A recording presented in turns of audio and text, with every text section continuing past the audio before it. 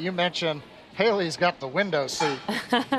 Just to go back a little bit in history, Dragon from the very beginning was designed with a window seat. In fact, when they show shots of us here on the mezzanine, we've got the first recovered Dragon right behind us. And so we put windows in that, not because cargo needed a window to look out. The block of cheese. But the block of cheese on the second Falcon 9 Dragon flight that came back. But we wanted to show that we could do space-qualified windows early on, because we knew when we finally got around to the Dragon version with people on board, that they're going to want to look out and see what it's like. And honestly, if you've been following along with the NASA crew missions that have been going on up at the space station, my absolute favorite views that we've gotten over the last over a year now that we've been operational with NASA crew to the space station have been pictures of the astronauts that they have taken from inside Crew Dragon, looking through that window and seeing space beyond. Of course, this time, not only do they have the hatch windows, but they've got the cupola. The cupola. Oh, yeah, I'm looking forward to, some of them, have got astronomy backgrounds, for example, what it'll be on the night side when they're in eclipse in the Earth's shadow, to where they really can see the stars. In the daylight, people always go, why can't you see stars? Well, the sun is so bright, and, any reflection off of anything just, ruins your vision. Absolutely. But yeah, every 45 minutes, you get another sunset. You get into eclipse, and I'd want to be up in that cupola looking out, I feel like it's at going all to be those constellations. It's going to be a very, very popular spot on Dragon while they're in orbit. Prime real estate for sure.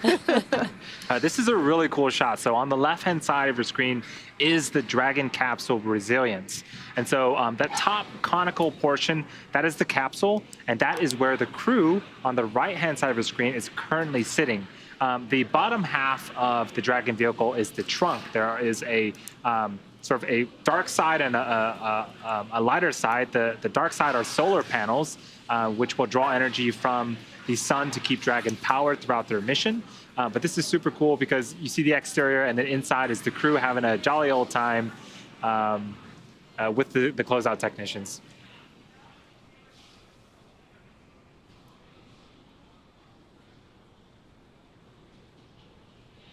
While the pressurized section of Dragon, which is the top portion, will be returning to Earth, the trunk will not be. That part is not reusable. Prior to splashdown, the trunk will actually be jettisoned, and the capsule will turn around and expose the heat shield, which is basically right between what we see there. It's a tiny, slim piece of silver there just above the trunk. So that trunk will not be coming home, but it is a super important piece of Dragon because, as Andy just mentioned, the dark side there, I am refraining my Star Wars reference. I'm saving that for later. But the dark side that we see there are the solar panels that will be generating the power to the batteries for everything that they need. The crew, like we talked about before, they got a lot of science experiments they're going to be performing, but they're also going to be taking video, need to charge their phones, all that good stuff, of course. We haven't seen the over-the-shoulder shot where you can pick up the crew displays, and you get more of that once they rotate them into position. But one of the things that you just struck even looking at this, if you've been to the Smithsonian Air and Space Museum, for example, and you've looked, at the Apollo command module, Apollo 11, or even some of the older hardware, it's how clean it is in there. You look back, Apollo had, I think at last count, about 566 switches. Oh, wow. Mechanical switches. So you had to have the gloves, you had to be able to toggle them. And we've seen a lot of stuff in history where somebody throws the right switch at the right time and the mission keeps going. But in this case, it's software touch display panels with very few switches, and so it gives a much cleaner looking vehicle. Looks like we got some team camaraderie happening yet again. Looks like Chris Sembroski there, the last one getting buckled up into that 5-point safety harness. I wonder if he's having flashbacks to centrifuge training right now. Except now he's got 3 friends next to him in the cabin, so. Yeah, actually, hopefully that'll make this trip a little easier for them to be right next to each other. So there. One other thing. Sorry to interrupt. I was just going to say there on the left, Dr. Sian Proctor, the pilot for today's mission, and Commander Jared Isaacman on the right. Yep. One thing that also strikes me is when you watch some of the videos of the shuttle launches, the shuttle essentially had astronauts on multiple levels. So you have the commander and the pilot up at the very nose of the shuttle, with all of the switches, everything around them. So that means that the poor ninjas in those days had to climb up and, kind of step on everybody else's chair just to be able to pull the straps, make sure that the two folks at the top were tied in. Here you've got all four of them side by side, and at least for the ground crew, the SpaceX folks in the black outfits with the numbers, it's a lot easier. They're looking right at them, and it's not the crowded airplane flight, excuse me, while I drop my luggage on your head while I'm trying to get it lifted up. Yeah, that is an important thing to note. Every crew that has flown with Dragon, when they come back, we do get a lot of feedback, and we take that feedback seriously to try to upgrade the Dragon, and even small things like where to store personal items, where Absolutely. the food's located. We want to make sure that the flight with Dragon and Falcon 9 is as comfortable as possible. So reiterating the design is a core principle of Dragon design. Absolutely. And what better feedback is there than the people that have ridden firsthand in these seats? So what we just saw there were final checks and basically everybody making sure that all their zippers are in the right place. We saw the closeout lead, other final fist bumps. We saw one of the closeout leads perform a quick swipe of the visor closure area on Chris and Sian, just to make sure that there was no FOD there in the seal in preparation for when they closed the visors prior to liftoff.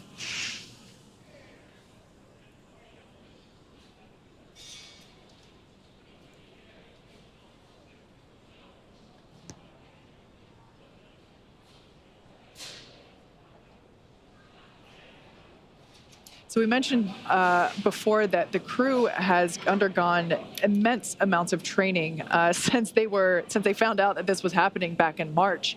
And I mentioned before the centrifuge training. They've also done a zero-G flight. They trained in fighter pilots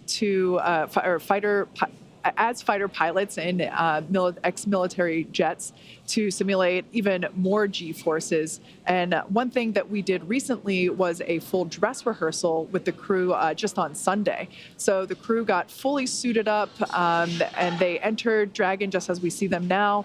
But today must feel so different to them because even though they've been in these seats one other time in the suits and we did everything as if it were real, today's the day that they're actually going to space. And so I can imagine that, at least if it were me, that seatbelt might feel tighter and tighter with every minute that passes. I mean, we're just about 2 hours and 30 minutes from launch at this point. And remember, the crew got the weather briefing as well. And so they know today is a great day for launch. And so it is looking more and more likely as, again, we continue to march down towards T0. Speaking of the suits that you see the crews don right now, we definitely took safety, comfort, and style into consideration. Let's take a look at how these were made. I think one of the things that was important in the development of the suit was to make it easy to use, something that the crew just has to literally plug in when they sit down, and then the suit kind of takes care of itself from there.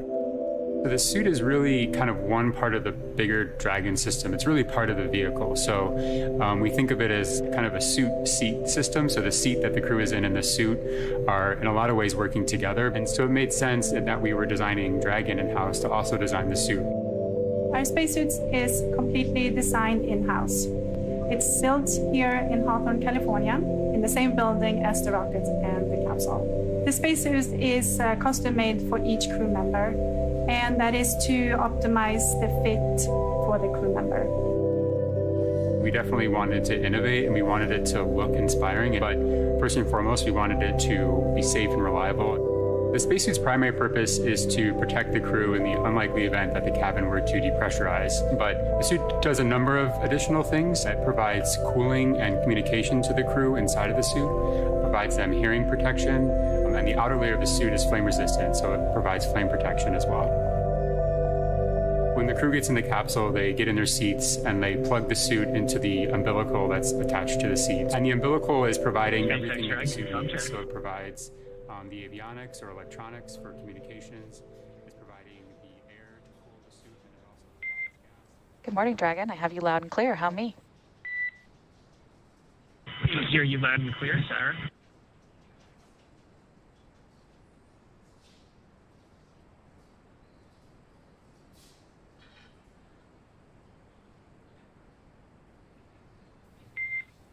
And copy that, Jared. Let me know when you all are ready for comm checks.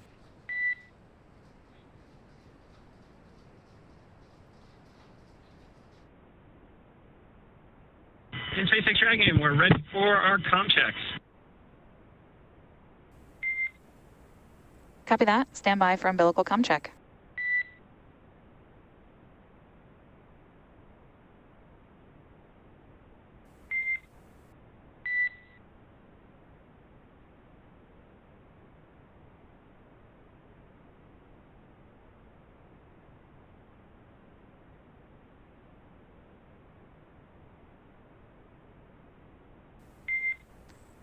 Commander, pilot, MS1, MS2, comm check.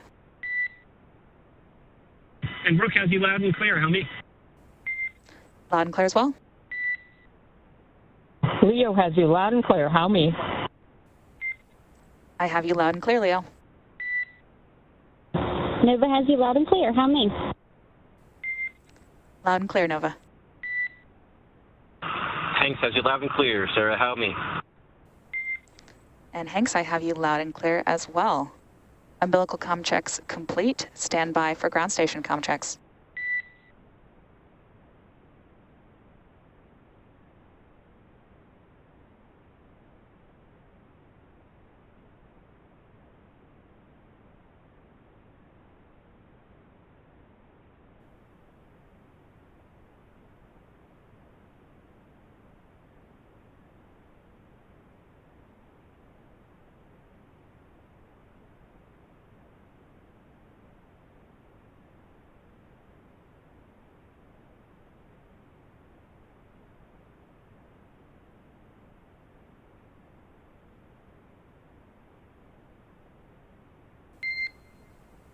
Dragon, SpaceX, comm check.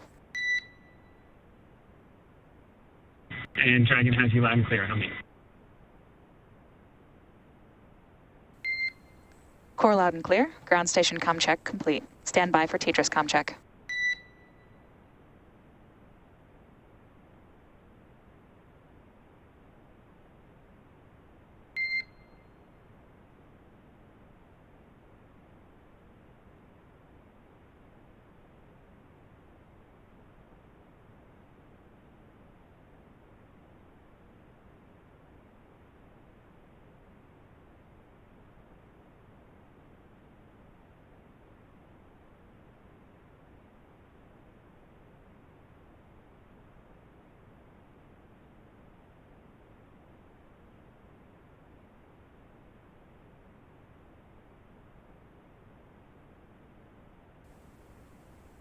Dragon, SpaceX, comm check. And Dragon has you loud and clear. How me? Core loud and clear. Tetris comm check complete. Stand by for comm checks with MD and LD in the launch configuration. Dragon, MD on countdown 1, comm check. Dragon has you loud and clear. MD, how me? MD loud and clear. Stand by for comm check over Dragon to ground. Dragon, MD on Dragon to ground. Comm check. Dragon has you loud and clear. MD, how me? MD loud and clear. Stand by for comm checks with LD. Dragon, LD on countdown 1, comm check. Dragon has you loud and clear. LD, how me? LD loud and clear. Stand by for comm check over Dragon to ground. Dragon, LD on Dragon to ground. Comm check. Dragon has you loud and clear. LD, how me? LD loud and clear.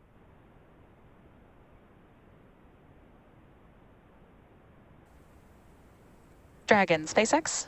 Launch configuration comm checks are complete. Report when ready for seat rotation per section 2 of 4.100. And And copy that, SpaceX. Step into section 2.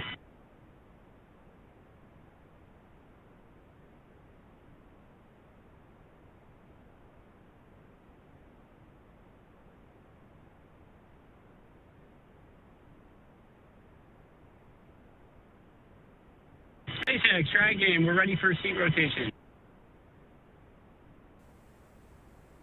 Copy that, Dragon. We will report when initiating.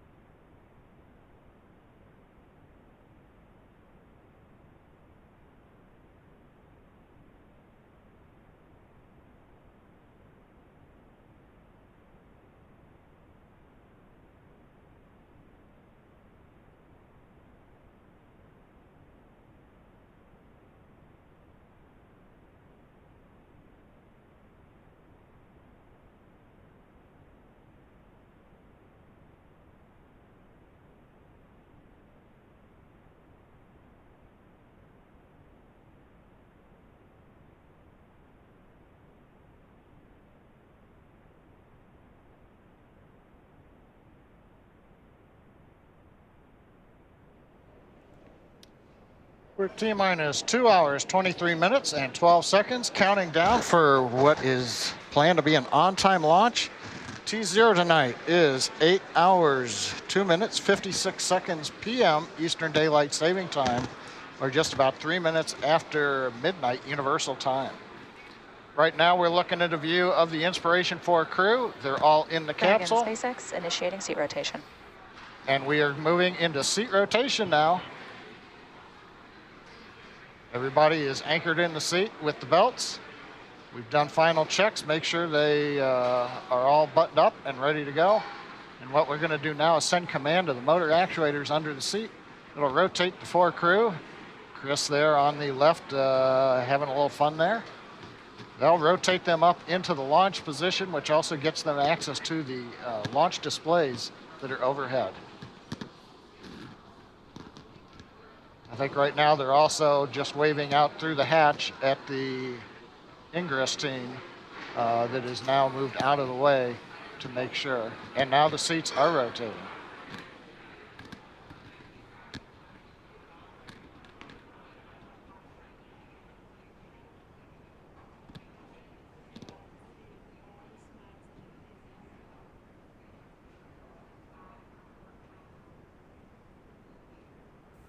This just takes several seconds to get them in position. The launch position.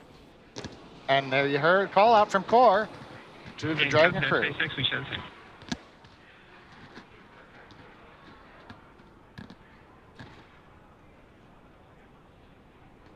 So the team's now in final position. We're right now in the countdown. Typically this comes at about T-minus 2 hours, 15 minutes. So the good news is we're running about 6 minutes ahead of the countdown.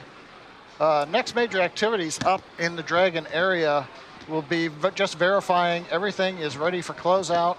We'll be doing leak checks of the suits. We'll be closing the hatch, doing leak checks of the capsule hatch. And then eventually Dragon, T-minus SpaceX, 1 hour. For awareness, our closeout lead is going to be climbing in to look at something on the cargo pallet, just for awareness. And copy that, Jared. And that's one of the examples. The closeout team is still there. They can still get inside the capsule. The hatch is open. And so they'll be able to check to see if everything is tied down correctly, nothing's loose in the cargo that's underneath the seats. But as I was saying, at T-minus 1 hour, the plan is the team will leave the crew access arm. They'll get out of the blast danger area, and that'll leave just the Inspiration 4 folks on top of the Falcon 9 for the last 50 minutes or so of the countdown as we prepare to head to space. Status right now, everything continues to look good. Falcon 9 has been quiet since we started the webcast. It'll start to pick up at T-minus 2 hours. We've got a few flight termination system checks that we go through. The biggies will come at about T-minus 1 hour when we're doing Merlin engine checks on the first and second stage, making sure engines are primed in with fuel. And then we'll carry the countdown from there as is typical. So a lot will pick up there. Dragon is pretty much in the mechanical activity right now. Earlier this afternoon, just around T-minus 4 hours, the Draco thrusters, these are the ones that are used for steering, orbit adjust, and to deorbit the capsule. We opened valves and pressurized the manifolds. So the Draco thrusters are in a flight pressurized configuration. And pretty much right now, it is just getting the crew ready and getting the hatch closed and getting off of the pad. On the weather front, no new information other than the weather continues to look good. We've been talking about it. In addition, we are beginning to release balloons to measure the upper altitude winds, but everything is looking good in that case. So right now, the weather, the range, Falcon 9, Dragon, and the crew of Inspiration 4 all looking good for an on-time launch in just under 2 hours, 19 minutes. And shortly, the crew will perform some suit leak checks. And these suit leak checks are a part of a series of checks to make sure that the crew is in great shape before liftoff. However, there is one check that some of us at SpaceX thought was missing from the process. It's a very important one, so we thought we should clear it up now before we go any further. All right, if I had to choose between Star Wars, Star Trek, and then one of my other favorites is Stargate, SG-1, I would rather trek across the universe than fight my way. I've heard, are you a Star Wars guy? Are you a Star Trek guy? Those used to be true. I really think I'm a Battlestar Galactica guy, to be honest. There's no question it's Star Wars. I'm a Star Wars fan, for sure. I would say that if I had to guess, it's a split crew between Star Wars and Star Trek. I don't know if anyone else would have dropped Battlestar Galactica. I don't know on that one. Can't beat Captain Adama. I think Jared is Star Wars. Sian is Star Wars. Chris is the wild card, but I think he's Star Wars.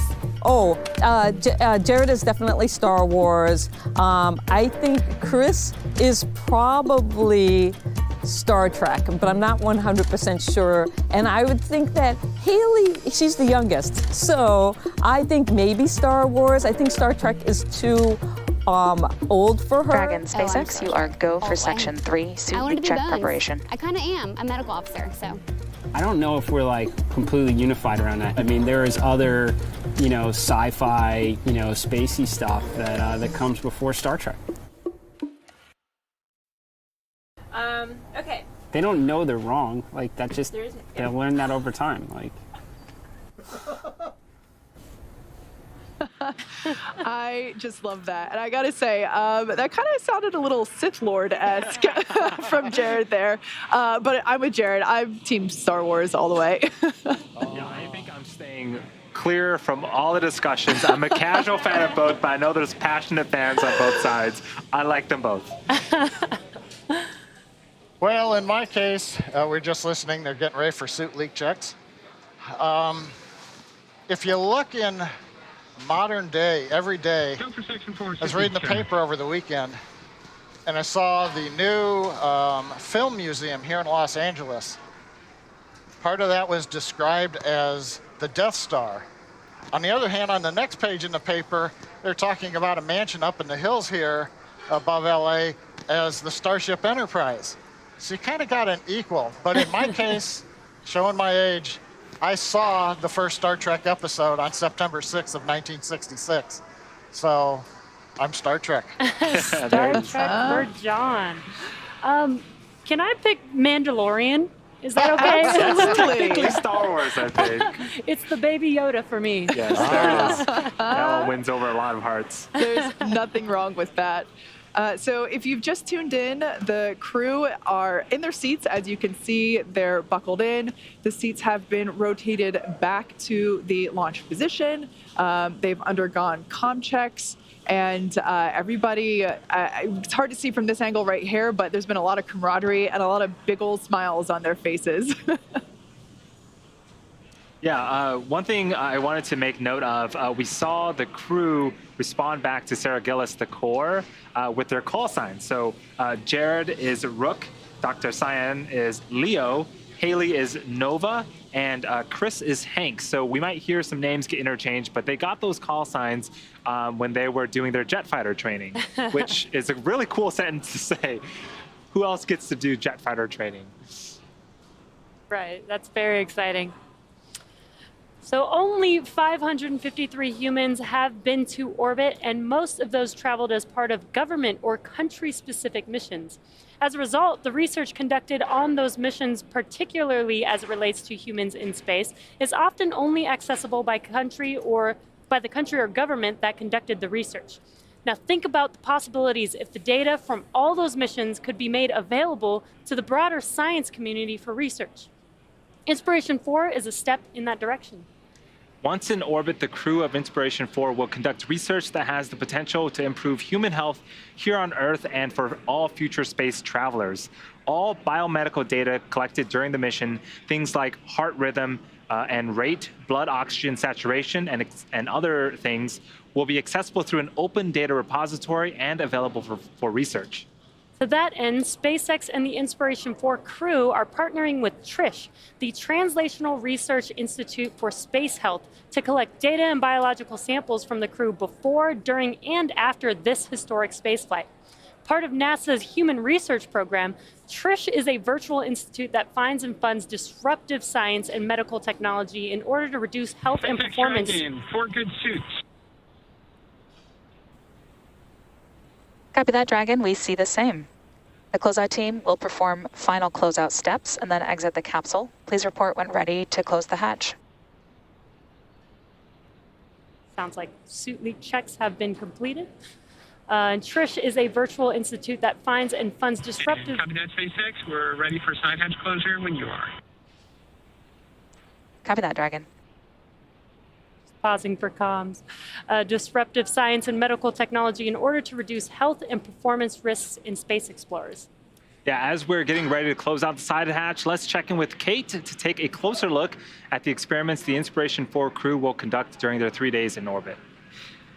Thanks, Andy. I'm joined now by Diana Dial from our space operations team here in Hawthorne, and we're going to take a closer look at the research that the Inspiration 4 crew will be conducting on orbit. Awesome. Well, thanks so much for having me, and great to be here. We're going to be talking about some of the biomedical research experiments that will be flying on Inspiration 4 today. So off the bat, why are we even doing this? Obviously, our goal is to make spaceflight accessible and safe to everybody. And that means making sure that we understand what happens to the human body when folks go to space. Plus, with a lot of these experiments, we're also getting a better understanding of how to revolutionize healthcare here on Earth. Now, that seems kind of like an interesting point because a lot of people assume that science done in space doesn't have anything to do with those of us that are still on planet Earth. So can you tell us a little bit about some of the things we see here and how they'll benefit not only us, those of us in space, but also those of us on Earth? Yeah, absolutely. I mean, so off the bat, the technologies that we use for space, particularly for medicine, are actually miniaturized, they're mobile, and they can be used by non-physician or non-medically trained individuals. So that means that we can expand access to places where otherwise it's super remote. You might not have a medical provider. And these same technologies that we're going to be using, for example, on Inspiration 4, we use in remote care environments here on Earth. And that handheld portion seems super important because Absolutely. In space, weight is everything. So I believe this is an ultrasound reader. And if you're familiar with ultrasound machines, they're usually much bigger and require a lot of training to operate and not possible to go to space. But this is actually what's going to be on board Dragon today. Yeah, absolutely. So this is the Butterfly Ultrasound. Normally, you guys may be familiar with an ultrasound that you see at the hospital, and it'll be about the size of this table. But this ultrasound device is not only handheld, portable, but also, as we said, can be used by a non-medically trained individual. So during Inspiration 4, our astronauts are actually going to be doing medical imaging while in space to better understand how body fluids change in the microgravity environment. Now, in terms of the other things that we have on the table, I feel like, well, obviously the glasses are the coolest looking. We'll get to those. But how does this actually, like, how do they read when they're viewing, the ultrasound themselves? How do they actually get a readout for that? Sure. So essentially, this ultrasound just plugs into an iPad or an iPhone. And essentially what they do is they'll plug it in, they'll use a little bit of gel, and then actually be able to apply it to themselves to visualize a number of organ systems in the body. So, for example, due to the fluid shifts in space, we want to make sure that we understand how blood flow moves in the microgravity environment, what happens to the bladder, for example, when it comes to urinary retention, and also we want to see how those fluid shifts could affect, for example, intracranial pressure. And so one of the analogous things that we'll be measuring is ultrasound on the eye. So all of these can be measured super easily using this just plugged in to an iPad or a phone. And of course, that's important because intracranial fluid impacts vision, and vision changes while you're in space. Absolutely. Now, I want to get to the glasses. Yeah. They look like fun 3D glasses, but there's no 3D movies on this particular Dragon mission. So can you tell us a little bit about what those are used for and how they're helpful? Yeah, absolutely. So while these look like a very cool prop, they are in fact for science. So what these glasses do is essentially a number of neurovestibular type of tests. So rewind, when we're here on Earth, our body is adapted to the gravity environment. And that means that folks essentially are able to orient to where they are located in physical space based on connection between the eyes, the inner ears, and the brain. And so what you do with this test is actually put on these glasses. And because Can I try them on? Yeah, absolutely. And so as you can see, Kate not only looks really cool, and everything's purple, but if you are to just use one at a time, the idea is that we're actually able to lateralize and localize different halves of the neurovestibular system to better understand when folks are doing a specific set of tests while wearing these glasses, how their adaptation to the spaceflight environment affects how they feel oriented and potentially might have space motion sickness, might feel dizzy or nauseous while they're in microgravity, and then once they return back to Earth. So in terms of how, like, if I put these glasses on, how are you actually testing what I'm seeing? Sure. So what would happen is that they would wear these glasses. They'll actually be doing some tests on something like this iPad. And then the results of those tests tell us basically which side and potentially more about what's going on with their neurovestibular system. Again, both in flight and then when they return. Awesome. Thank you so much, Diana Dial from our Space Ops team here at SpaceX in Hawthorne. Thank you so much for joining us and showing us firsthand some of the science that the Inspiration4 crew will be getting up to over the next 3 days. Let's check back in with Andy to see what's happening out on that pad. Thanks, Kate and Diana. Super cool experiments. So right now, over the next couple minutes, the crew will be completing final inspections of the spacecraft, followed by hatch close. And so the crew is doing a sweep inside of Dragon to make sure there isn't any foreign object debris, what we like to refer to as FOD. Basically, anything that doesn't belong, that shouldn't be inside Dragon, we want to make sure that that is not there anymore.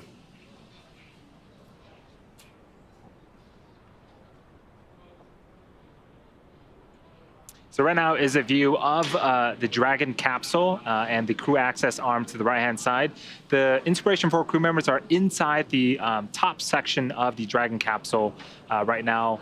And for those that are just joining us, this is a view from Kennedy Space Center in Florida off of historic launch pad 39A. We are about 2 hours away from liftoff. Everything is looking great today. Weather is looking great, and the crew has just been nothing but a bundle of joy since leaving the hangar, and super excited to be on a part of the mission. It's crazy to think that, Andy, like you said, this is historic. It's pad 39A at Kennedy, and we can see the Atlantic Ocean there off the coast. And it's really crazy to think that, just in the, what was 1969 was whenever we launched Apollo 11, which was, of course, the first mission that actually landed on the moon. And here we are a few decades later, I should say, launching the first orbital all-civilian crew. And we keep saying all-civilian, and what that really means is non-professional astronauts. So people like us four, and that are now going to space from the very same ground that, Apollo 11 launched from. decades ago, and it's just this transition and evolution of human spaceflight is so awesome to see. And of course, we got a beautiful picture perfect background today. And it's just pretty incredible, and we're very thankful that we're able to introduce the next era of human spaceflight from this ground. We're standing on the shoulders of giants, and everyone inside that capsule knows that as well.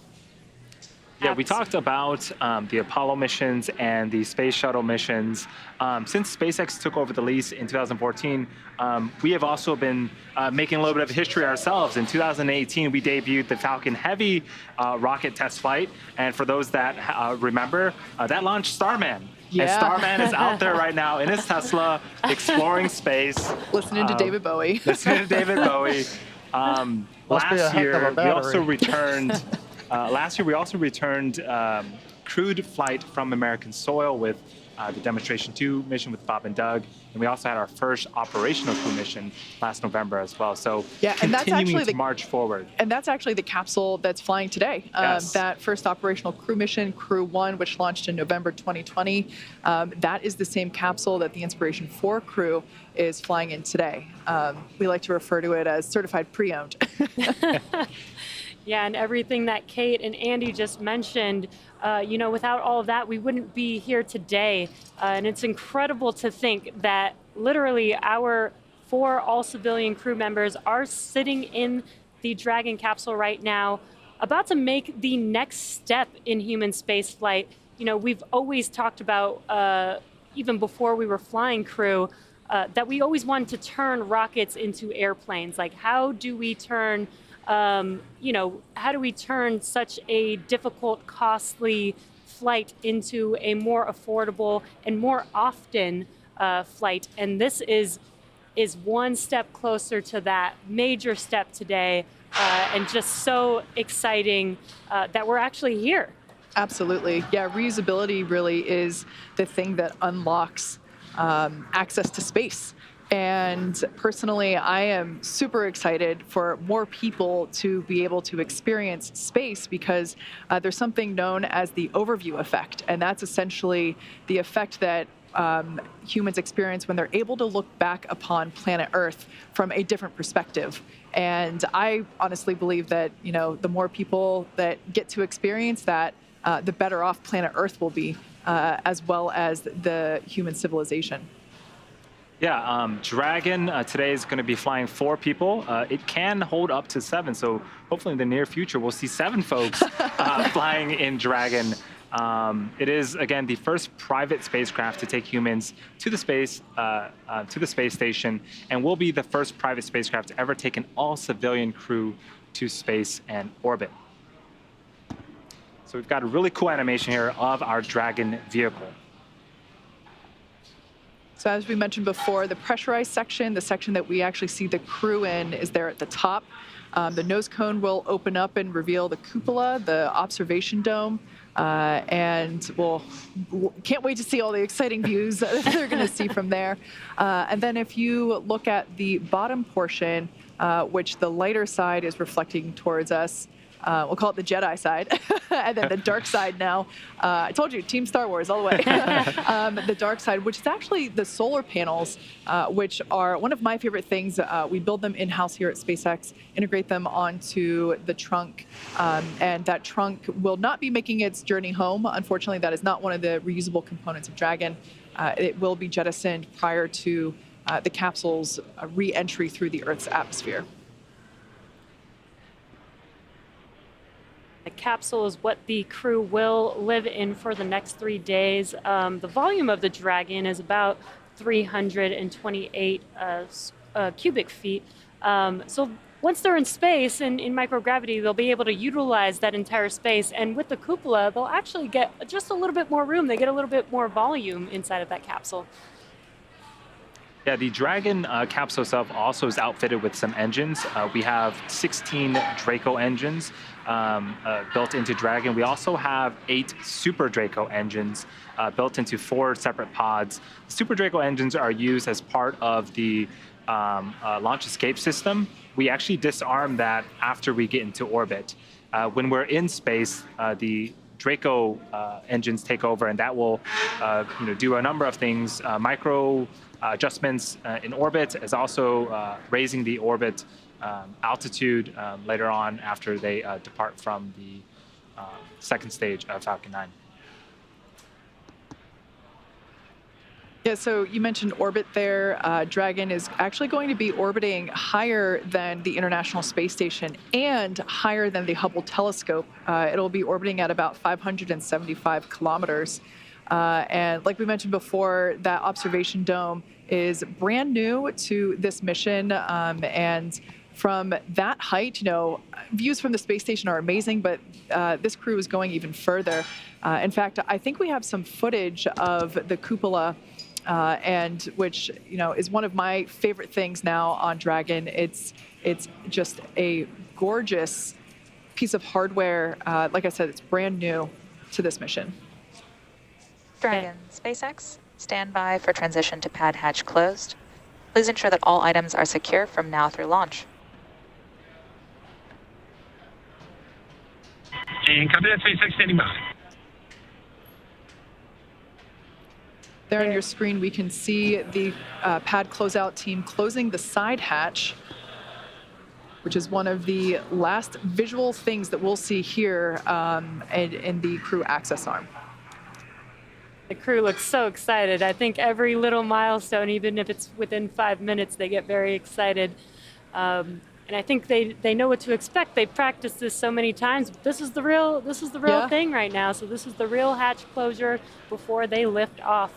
And they will close the hatch, inflate a seal, they'll torque the hatch down and then perform some leak checks on that hatch. Yeah, they'll inflate that seal and hold pressure to it for a few minutes and monitor that pressure to make sure that there's no leakage.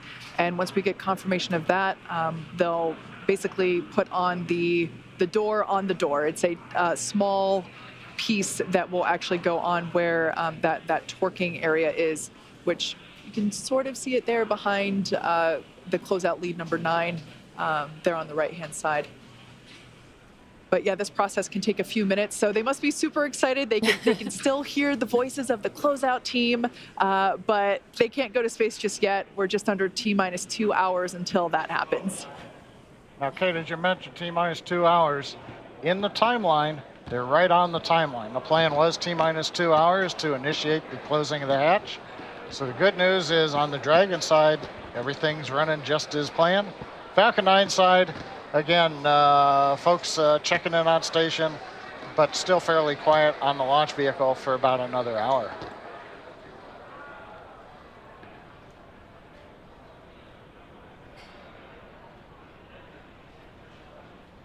And not to dwell on negative, but we have had, in the case of one of the NASA crew missions, we closed the hatch. I think there's a little bit of debris got caught in the seal.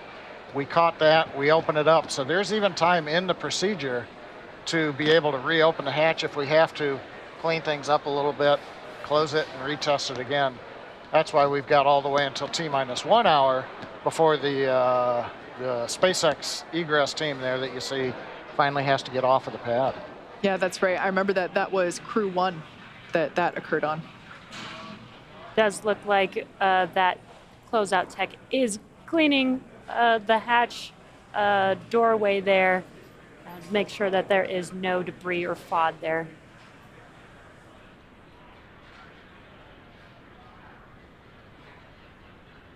Going back to something we talked about a little bit ago, the orbit of Inspiration 4, 575 kilometers higher than essentially any Americans have been since the Apollo flights to the moon. And before that, a couple of Gemini flights got up to about that altitude. But this is fairly rarefied air, so to speak, that the crew's going to. And one of the questions of Jared when they were picking the mission design was, why 575? Why don't you want to go, typically we've been launching into 300 kilometers or so. But one of the purposes of this is to inspire. And you go a step beyond what we have done before. And so Inspiration 4, the 4th flight with people out of the US, or as Chris said, 39A, That's where Americans leave to go to space, and here they are today. And of course, Inspiration 4 representing the 4 crew members who are on board this mission.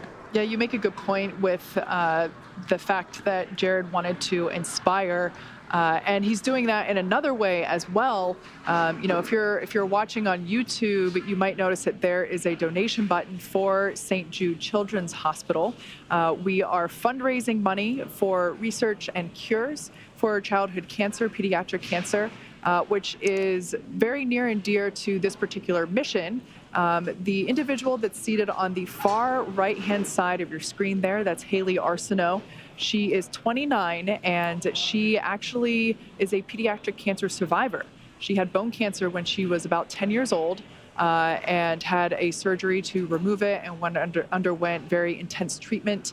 During that process, she decided that she wanted to grow up and be a medical professional and work at St. Jude. And that's what she does now. She's a physician's assistant there, and she is representing the pillar of hope on today's mission. Right, and this mission is a fundraising event. So if you are watching, as Kate said, on YouTube, there is a donation button. So please donate what you can. We've so far raised about $133,000 on the YouTube channel so far.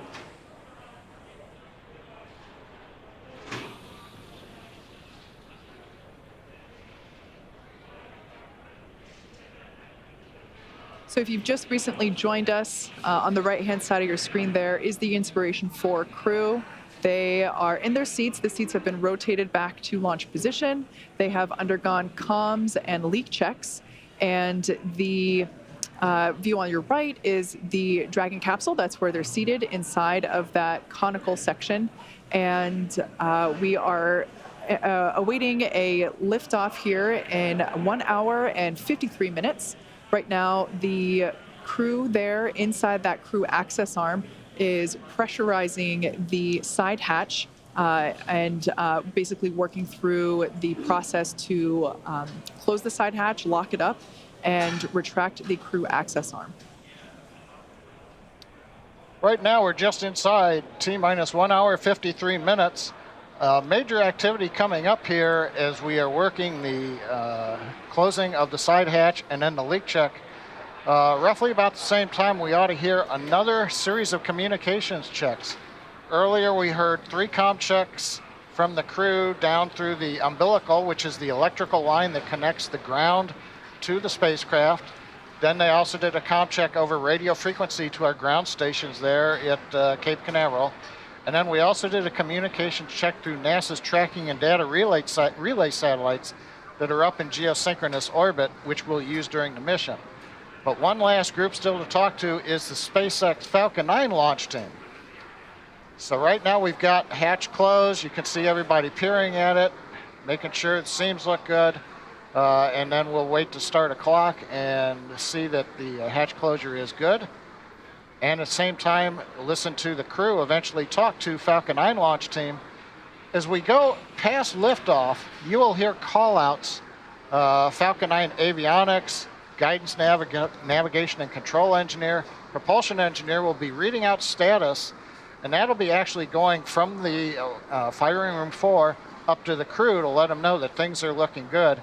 So we're going to do a comm check to make sure all of those engineers can also talk to the crew and that each other can hear. Meanwhile, as we wait for comm checks and confirmations that the side hatch closure is checked out, successful, in the area we've got Falcon 9 team is clearing the flight hazard and the flight caution area, T-minus 2 hours. These are larger areas around the Complex 39A. So roadblocks are down. Dragon SpaceX, we are commencing health checks for the launch escape system. Expect a momentary flight computer change, followed by a transition back to pad hatch closed. And copy that, SpaceX, standing by. Yeah, we're going to do a quick check here that's planned on Dragon. This just changes what we call a command sequence on Dragon.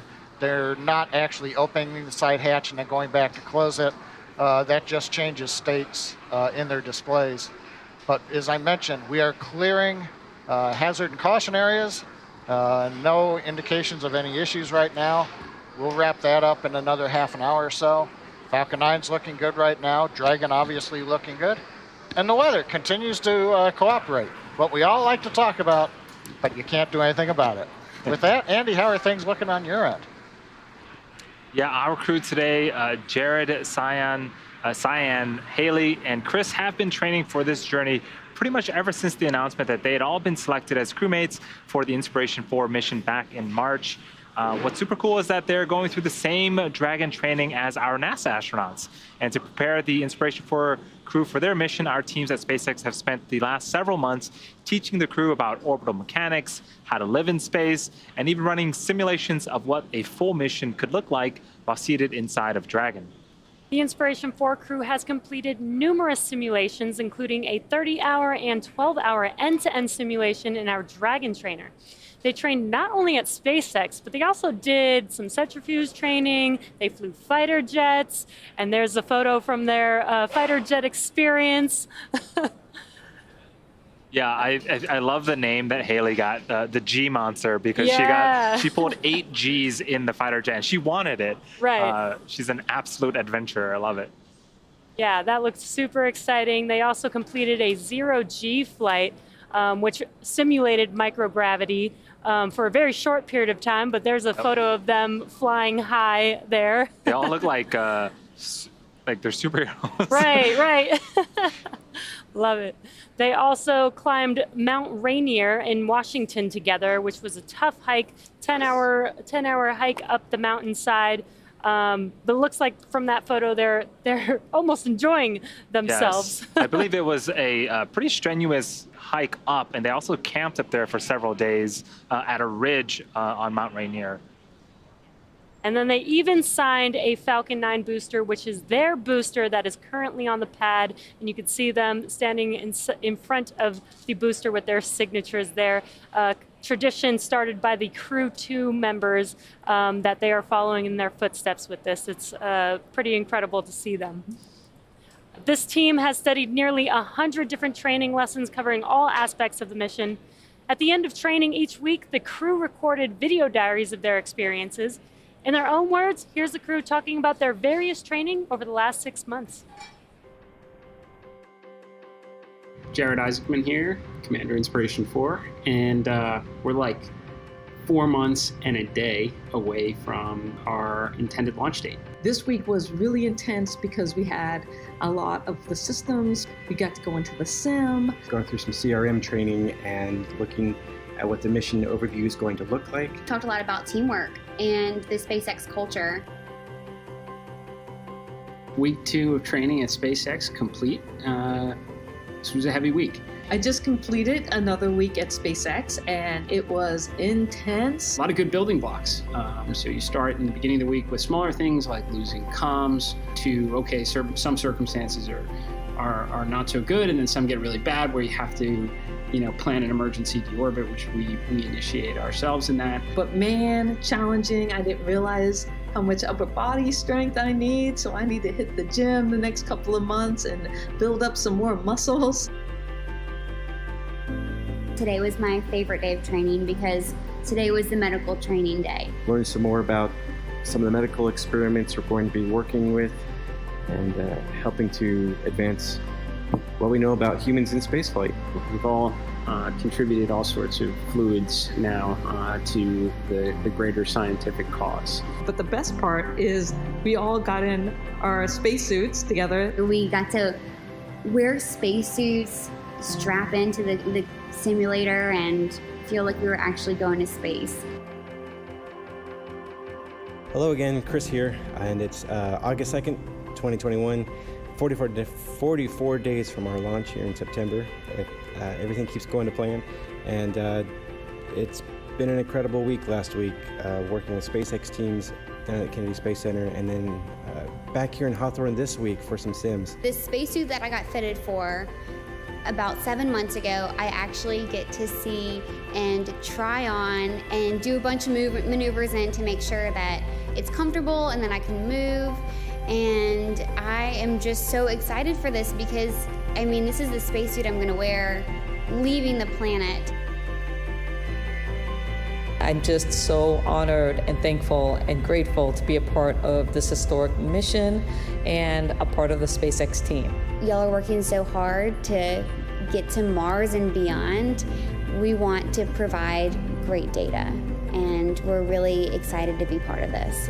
All right, well, thanks everybody for a fantastic time here in Hawthorne and also down at Kennedy. We've been doing training down there as well. So really appreciate everything you guys been doing. This is my final call here from SpaceX. So Rook signing off.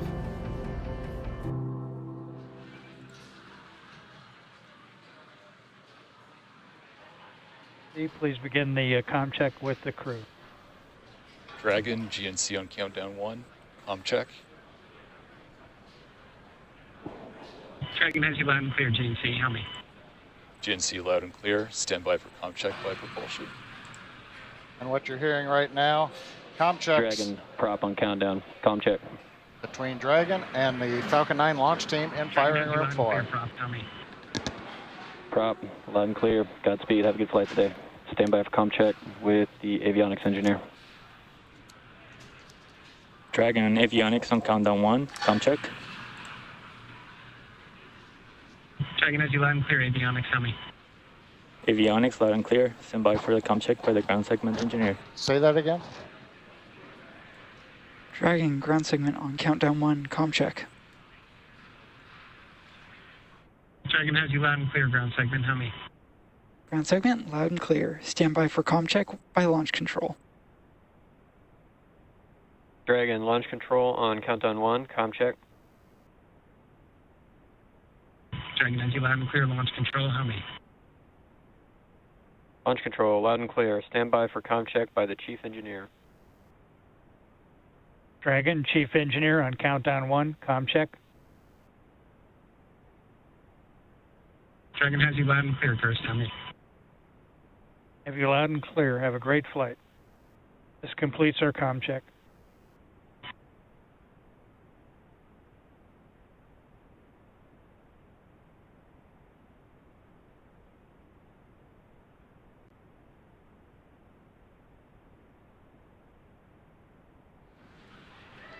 Just inside T-minus 1 hour and 43 minutes. We've heard the comm checks between the Inspiration 4 crew up in the Dragon capsule, up at the very top on the picture at the left, behind where the crew access arm is. That's where Dragon is with the crew right now.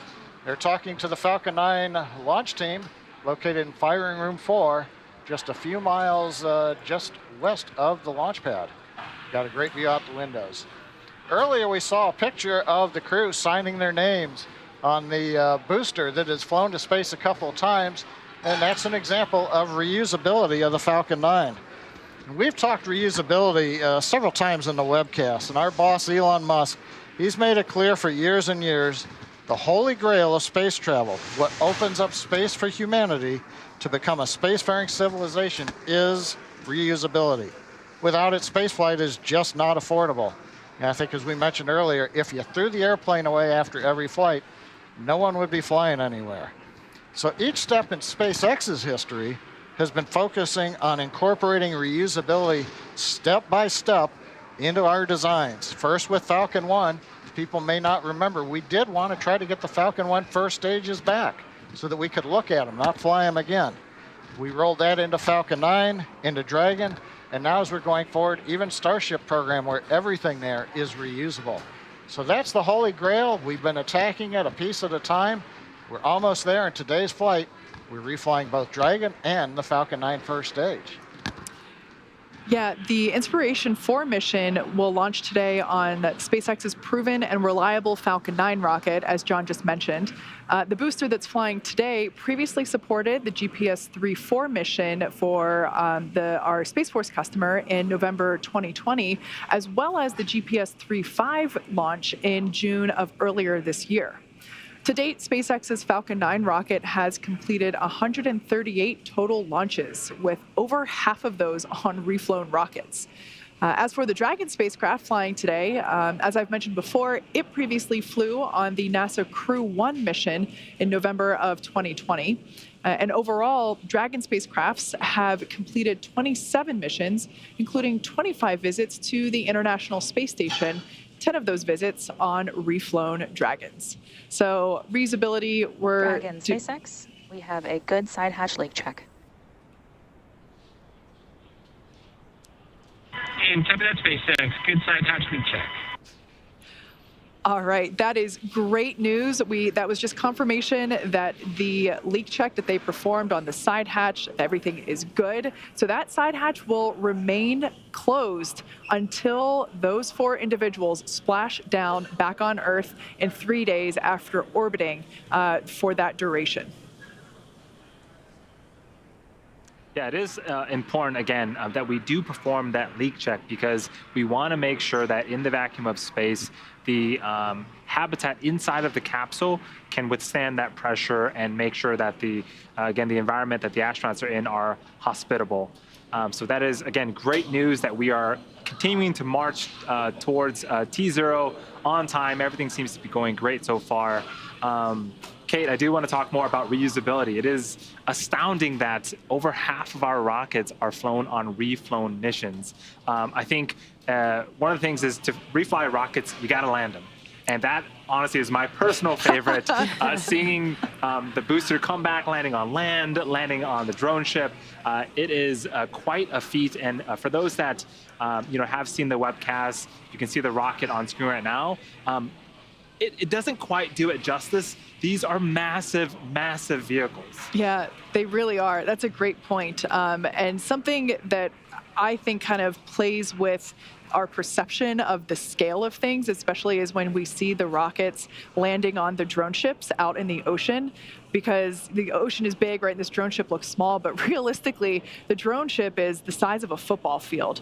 And one of my absolute favorite memories that I've had in the 7 years that I've been at SpaceX, I actually was hosting the webcast when we successfully landed on the drone ship for the first time. So for anybody that might remember those days, there were a few unsuccessful landings on the drone ship where we learned a lot and eventually led to the first successful one.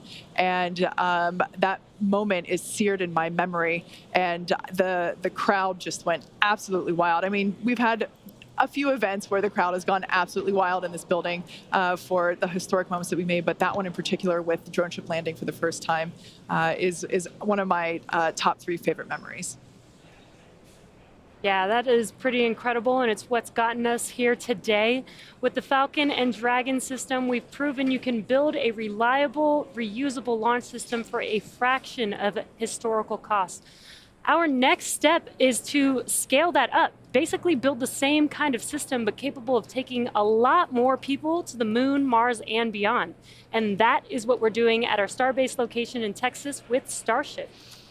Yeah, it's a super exciting area down there. Starship is a fully reusable transportation system designed to carry both crew and cargo to Earth orbit, the moon, Mars, and beyond. You can see it there on your photo. That was the first time that we stacked the Starship booster with the Starship flight vehicle and the grid fins that you see there. I can't possibly describe the scale. You know, we were just talking about, right, drone ship landings. Oh, everything seems so small. I mean, just multiply that feeling times 100 when you envision Starship. The first time I saw it with my own eyes, I wept with joy. It's just an incredible monster of a vehicle, and there's a view of that stacking next to what is essentially a fixed service structure there. And yeah, so it's super exciting to follow along with all the advancements. Everybody knows that it changes not on a monthly, not on a weekly, but a daily basis there in Starbase, Texas. Yeah, and what I love that Starship is doing is they're very manufacturing and production focused, and that is very key for us to continue to fly and reuse these vehicles and learn as much as possible. But we also need to build them in the first place. The faster that we can build, the more that we can learn about designing it for manufacturability, designing it for that reusability. And again, we've done so much of that with Falcon and Dragon, and now taking that to Starship. and using all that knowledge and improving, just constantly improving our manufacturing and production of these vehicles. Absolutely. There's the innovation there, regardless of success or failure. It is constant because we're learning just every second that we continue to build down there. Yeah, super excited to see what Starship has for us in the future. But we are marching towards 1 hour and 35 minutes until liftoff.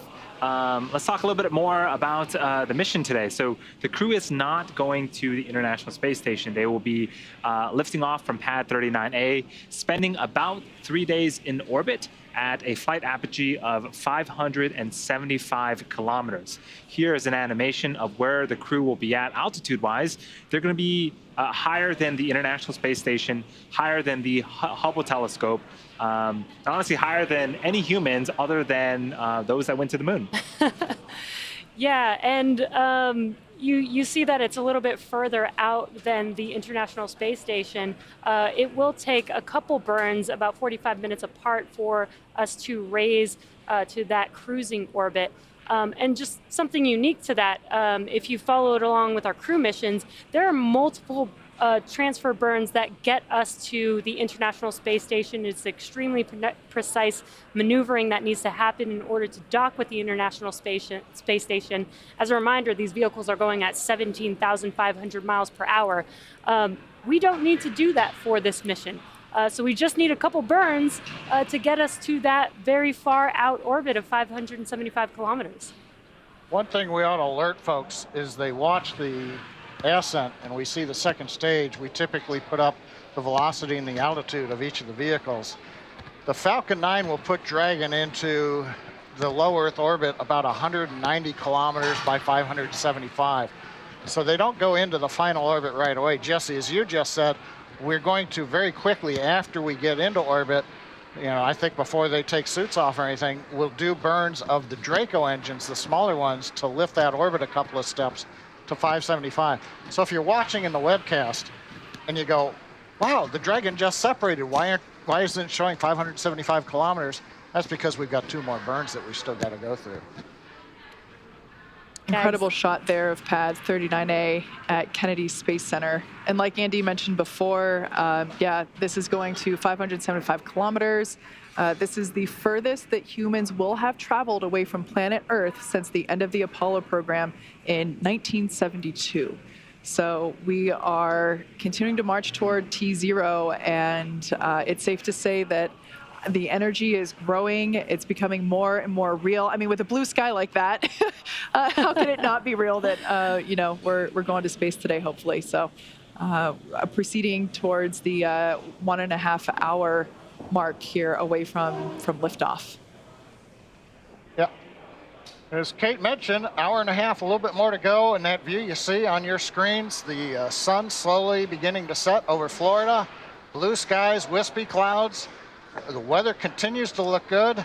Again, 90% probability of good weather, although for some reason they always like to report the probability of violation as 10%. So we look at the flip side and say 90% good weather.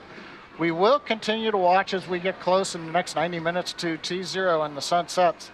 Looking at ground level winds, and we're looking to see if there might be a pop-up thunder shower somewhere that creates what they call anvil clouds. That's something you don't want to fly the spacecraft through. The other thing that we've got is, I mentioned earlier, we are releasing balloons. The range is releasing balloons that allow us to measure wind speed and wind shear in the upper altitudes. Right now, the balloon data coming back shows upper altitude looks well behaved, so the weather, both here and around the world for the next few days, continuing to look good. Yeah, John, you're mentioning this weather. And this is a very unique mission. Again, we're not going to the International Space Station, so we do have to make sure that weather is good on liftoff and returning back home. So the procedure for picking the launch window is actually a little bit different. We reserved a couple of days, a couple of 24-hour days for the mission, but had to wait until L-5 or 5 days before the first launch day that was selected to narrow it down to 12 hours. And then after that, we waited until L-3 to select the 5-hour launch window that we have today. And then we have 4 opportunities in each of those launch windows about an hour apart to lift off. So it's a very unique case. So we really just knew just 3 days ago what the T0 in the launch window would be. Yeah, and one point to make, we may hear it from the crew. There are 4 launch opportunities in the 5-hour window that we're getting ready to come into here in 90 minutes. Right now, we're also listening in for a quickie launch escape system check that the Dragon team's supposed to do at about T-minus 90 minutes. While we're waiting for that, you may hear the term T01. The tablets that the crew has, that Jared, the mission commander, has, are set up for the first launch opportunity coming up in just under 90 minutes. So they call that one T01. The next one, about 102 minutes after that, is T02, then T03, and T04. But right now, everything continues to look good for T01 at 8:02 and 56 seconds p.m. Eastern Daylight Saving Time.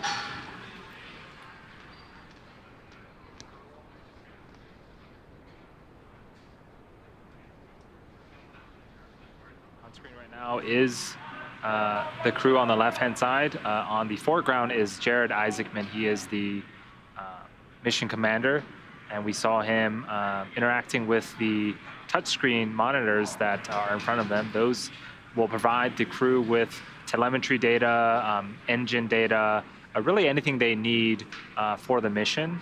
And now that the seats have been reclined upwards, they have access to those screens now.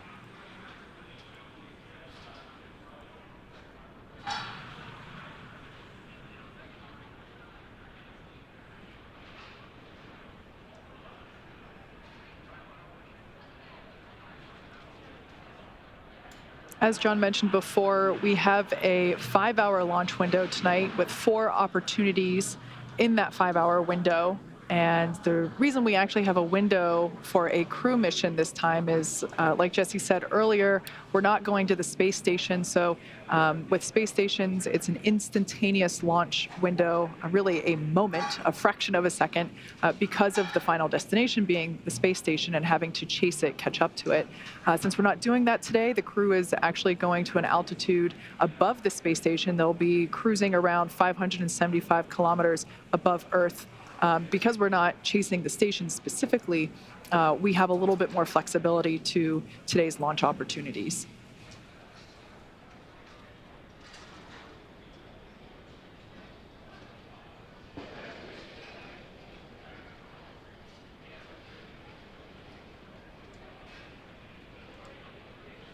You're just now joining us. What you are seeing on your screen is the first all-civilian crew Inspiration 4. They're all strapped into their seats inside of Dragon Resilience, preparing for T0 shortly here. We're just at T-minus 1 hour and 27 minutes.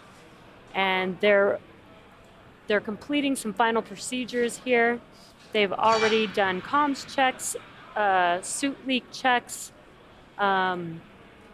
closed the hatch and done the hatch leak check. So the closeout team has exited the, or will be, they're preparing to finish their procedures there, and will be exiting the crew arm in roughly 26 minutes or so. Yes, a lot of notable milestones of this mission. So Hayley Arceneaux will be the youngest American to go into space. She will be also the first with a prosthetic. Dr. Sian Proctor will be the first Black female pilot of a spacecraft. This is the furthest that we're going to be sending humans since the Apollo missions. And I'm trying to recall them all in my mind. This is the first time that we're going to be having 3 Dragons in orbit. So we currently have 1 cargo Dragon and 1 crew Dragon at the International Space Station. This will be the 3rd. So a lot of exciting things to happen as part of today's Inspiration 4 mission. Exactly. It's been an exciting day so far. And if you're just now joining us, you are watching the very first all-civilian mission to orbit, known as Inspiration-4. At T-minus 7 hours, the crew woke up. Shortly after that, they performed some medical checks prior to their first meal of the day, which they had at Hangar X with some friends and family, and then followed by crew walkout of Hangar X as they made their way to their Teslas. Yep, and they hopped into the Teslas and made their way towards the suit-up room, SpaceX's debut of the suit-up room in the Falcon support building. They attended the pre-launch briefing there and then also began donning their spacesuits. And then, of course, at around T-minus 3 hours, we had the crew walkout. That was followed by the transportation to the pad and hopping in the elevators, ascending the tower that you see there on the right-hand side of your screen. Made one last phone call to their friends and family before, heading down to the White Room, which is the area that they get to sign their names prior to hopping in. Yep, and then the crew got inside the Dragon capsule, a process also known as ingress. We performed some communication checks. We rotated the seats upwards. And then before hatch closeout, we performed suit leak checkouts, as well as final interior inspections of any type of debris inside of the Dragon capsule. And then we saw the closure of the side hatch. They performed the leak check on that side hatch. We got good news there. Everything was good.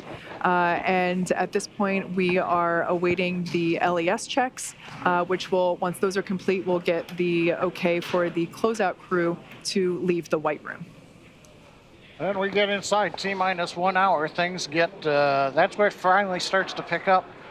We'll be having the various teams poll themselves. The Dragon team's mission director checking out.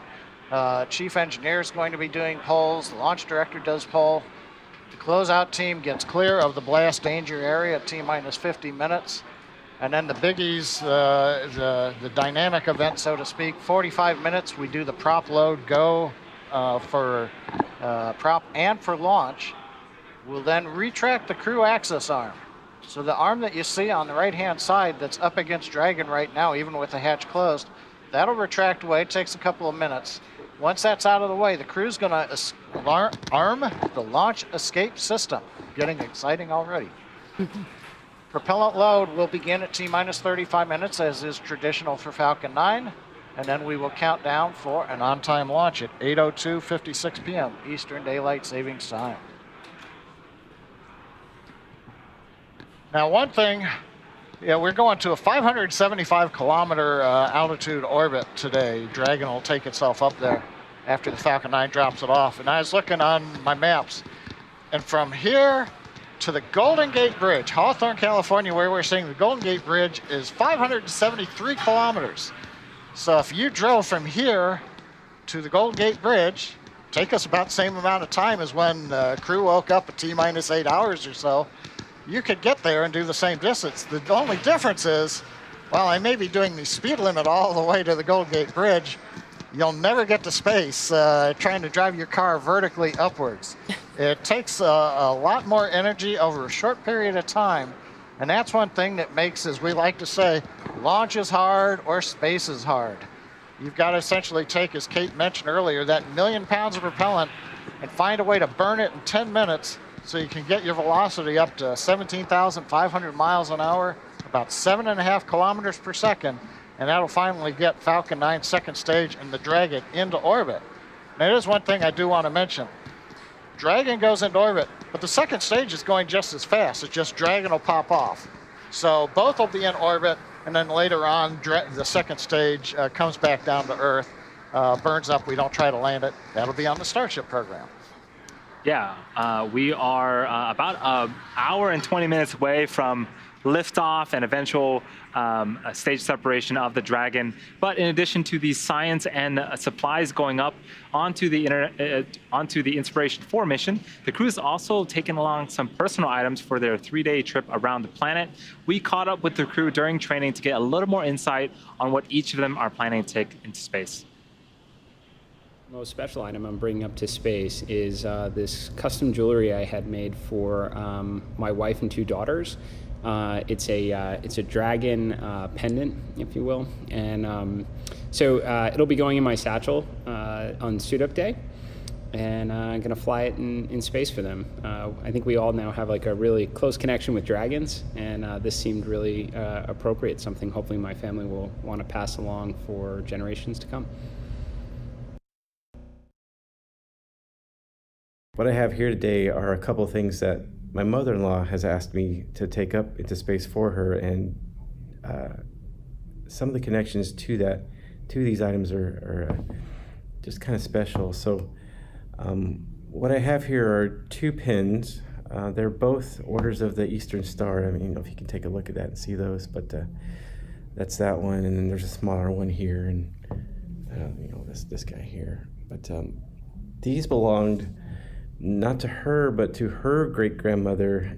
The reason it's important to me is not only is it talking about some history and some family connections. My grandfather on my mom's side was a Mason, and my grandmother was also an order member of the Eastern Star, and they were 2 of the coolest people I think I knew. My grandfather had a way of really making anyone feel at ease and welcoming anyone he saw, regardless of their background or where they were from or what they thought. And knowing that, that being able to take up little pins like this that represent something that meant a lot to him and to other folks that in my family, I think that means a lot. I'm very happy to report that I have turned in all of my payload. I've been thinking about what I wanted to bring to space since January, and I finally turned everything in. And one thing that I'm really excited about that I'm bringing to space is this old picture of me. This is when I was 10 years old and going through bone cancer treatment. And so when I'm in space, I'm gonna pull this photo out, and now getting to be in space, my hair is gonna float everywhere, but yet hold this old picture of me and show all my patients, all these kids going through cancer treatment around the world, that there's a future, that it gets better, and I'm excited to be part of it. Our training's going really well. One of the other big things we've been working on is our packing for space list, which, I mean, how often do you get to say that you get to pack for space? And thinking about items that are important to us, that have meaning in some way, that we really want to bring with us. And so I have an item here. It's around my neck that I will take off. And this is a ring. And it's my dad's ring. And it's really cool because it's a Thunderbird, and my dad used to wear this all the time. And he passed away when I was 19, so I don't know the origin story of this, but it's a unique design, and it's pressed into the ring, and my dad absolutely loved it. And like I said, wore it all the time. And unfortunately, both my parents have passed away. So my mom, I can't even ask her, like, what's the story behind this ring? But I think my dad actually got this before he met my mom. So he's had it for a very long time. And so I'm going to bring that to space to represent my dad. I have my mom's ring here to represent her. And so I've got both my parents, and then something kind of unique and special that they got for me when I was born is this commemorative coin from the island of Guam. So it says Guam, USA, and it says where America's day begins. And so I've had this coin and has 1970 on it because that's the year I was born. And so I feel like this is the first gift my parents ever got for me, was this coin when I was born, and I've had it now for 51 years. And so I'm bringing that to space with me. So I have my coin, and then I have my 2 rings from my parents, and I'm excited to bring them along for this incredible, amazing journey experience. And thank you for everything that you've done to help me get there. Love seeing how they've all selected things to take with them. In space, weight is everything. So while they probably wanted to take as much as they could, there are limitations, but it seemed like the common theme was family. Personally, I think my favorite thing is the photo of Hayley that she's taking. Like she said, she underwent treatment for bone cancer when she was 10, and she's taking up a photo. And of course, she's going to have a photo of herself floating there with hair. And I just love that she's going to have the opportunity to show the patients that she treats at St. Jude that it gets better, and that they can grow up and be an astronaut one day too. Yeah, I think Jared's memento of a dragon is par for the course today, as they are all seated in Dragon. So I think that him and his family are going to have tons of memories to come and be able to share that for generations to come too. Yeah, I love that they get to take a little bit of something with them. As we've been talking throughout this whole mission, it seems so personal. They get personalized suits. And now they get to bring something with them, some memorabilia for themselves, which I think is really important for a mission like this. So in addition to the space science, in addition to the science supplies and personal items, the Inspiration4 crew is also taking up a number of items that will be auctioned off to help raise money for St. Jude Children's Research Hospital. This includes an original Kings of Leon NFT that was created using live show visuals and a live recording of the band's new single, Time in Disguise, recorded during their hometown show in Nashville just a few weeks ago. The NFT was loaded onto an iPhone 12 and will be played by one of the Inspiration4 crew members while in space. And there's going to be a bunch of other cool stuff going up that will be auctioned off as well. Yeah, there's quite a list of things that are heading up. Some of you might recall the Time magazine that was recently published with the Inspiration4 crew. I think it was such an iconic shot. It was very stoic looking. And there's going to be a copy of that flying on this mission, and the crew will autograph it after the Dragon capsule splashes down in a couple of days. And of course, something for little ones, there's a handful of plastic and plush STEM toys based on the animated series Space Racers. So again, all of these things are available through auction, which is currently live. Yeah, I love, there's going to be a ukulele in space. Chris is going to be playing a ukulele, and then it's going to come back and be up for auction again, all for a great cause. So I'm so excited to, one, hear him play, and two, see a ukulele in space. Yeah, and again, this mission is a fundraiser for St. Jude, and I love that they're going to even have some Inspiration4 mission jackets, which are going to feature some artwork from some of the patients at St. Jude, which is going to be pretty incredible. I think that's definitely something I'm going to try and get. And there's something on board that I know John I loves, pens that write in space. Yeah. They've got the, for those who remember, we had the Fisher space pens that worked in microgravity. And so Fisher has got a 50th anniversary of the Apollo 11 that was a couple of years ago. But they're flying that in a coin set into space, and they've included material that's actually from Apollo 11. So something else interesting to bid on. Yeah, super cool. They're also taking up a customized Mont Blanc Star Walker writing instrument, as well as some stationery that the crew will get to journal about their experience in space while they're up there. Like I mentioned before, this auction is open. Actually, it opened on Thursday, September 9th, and it will run through November with all of these different items, including the ones we mentioned and more. They'll all be available at various points during the overall mission. And you can bid on these auction items if any of them called to you. Head on over to stjude.org/inspiration4 and check them out. We're T-minus 1 hour, 11 minutes, 21 seconds, counting down. Everything continues to go well. We also did hear during that last segment, the closeout team has left the crew access arm. So we're actually still running about 19 minutes ahead of schedule on the closeout activities. Earlier, I got in my pitch for my usual, hey, launch is hard, space is hard, you know, and this is kind of the rockets and spacecraft 101.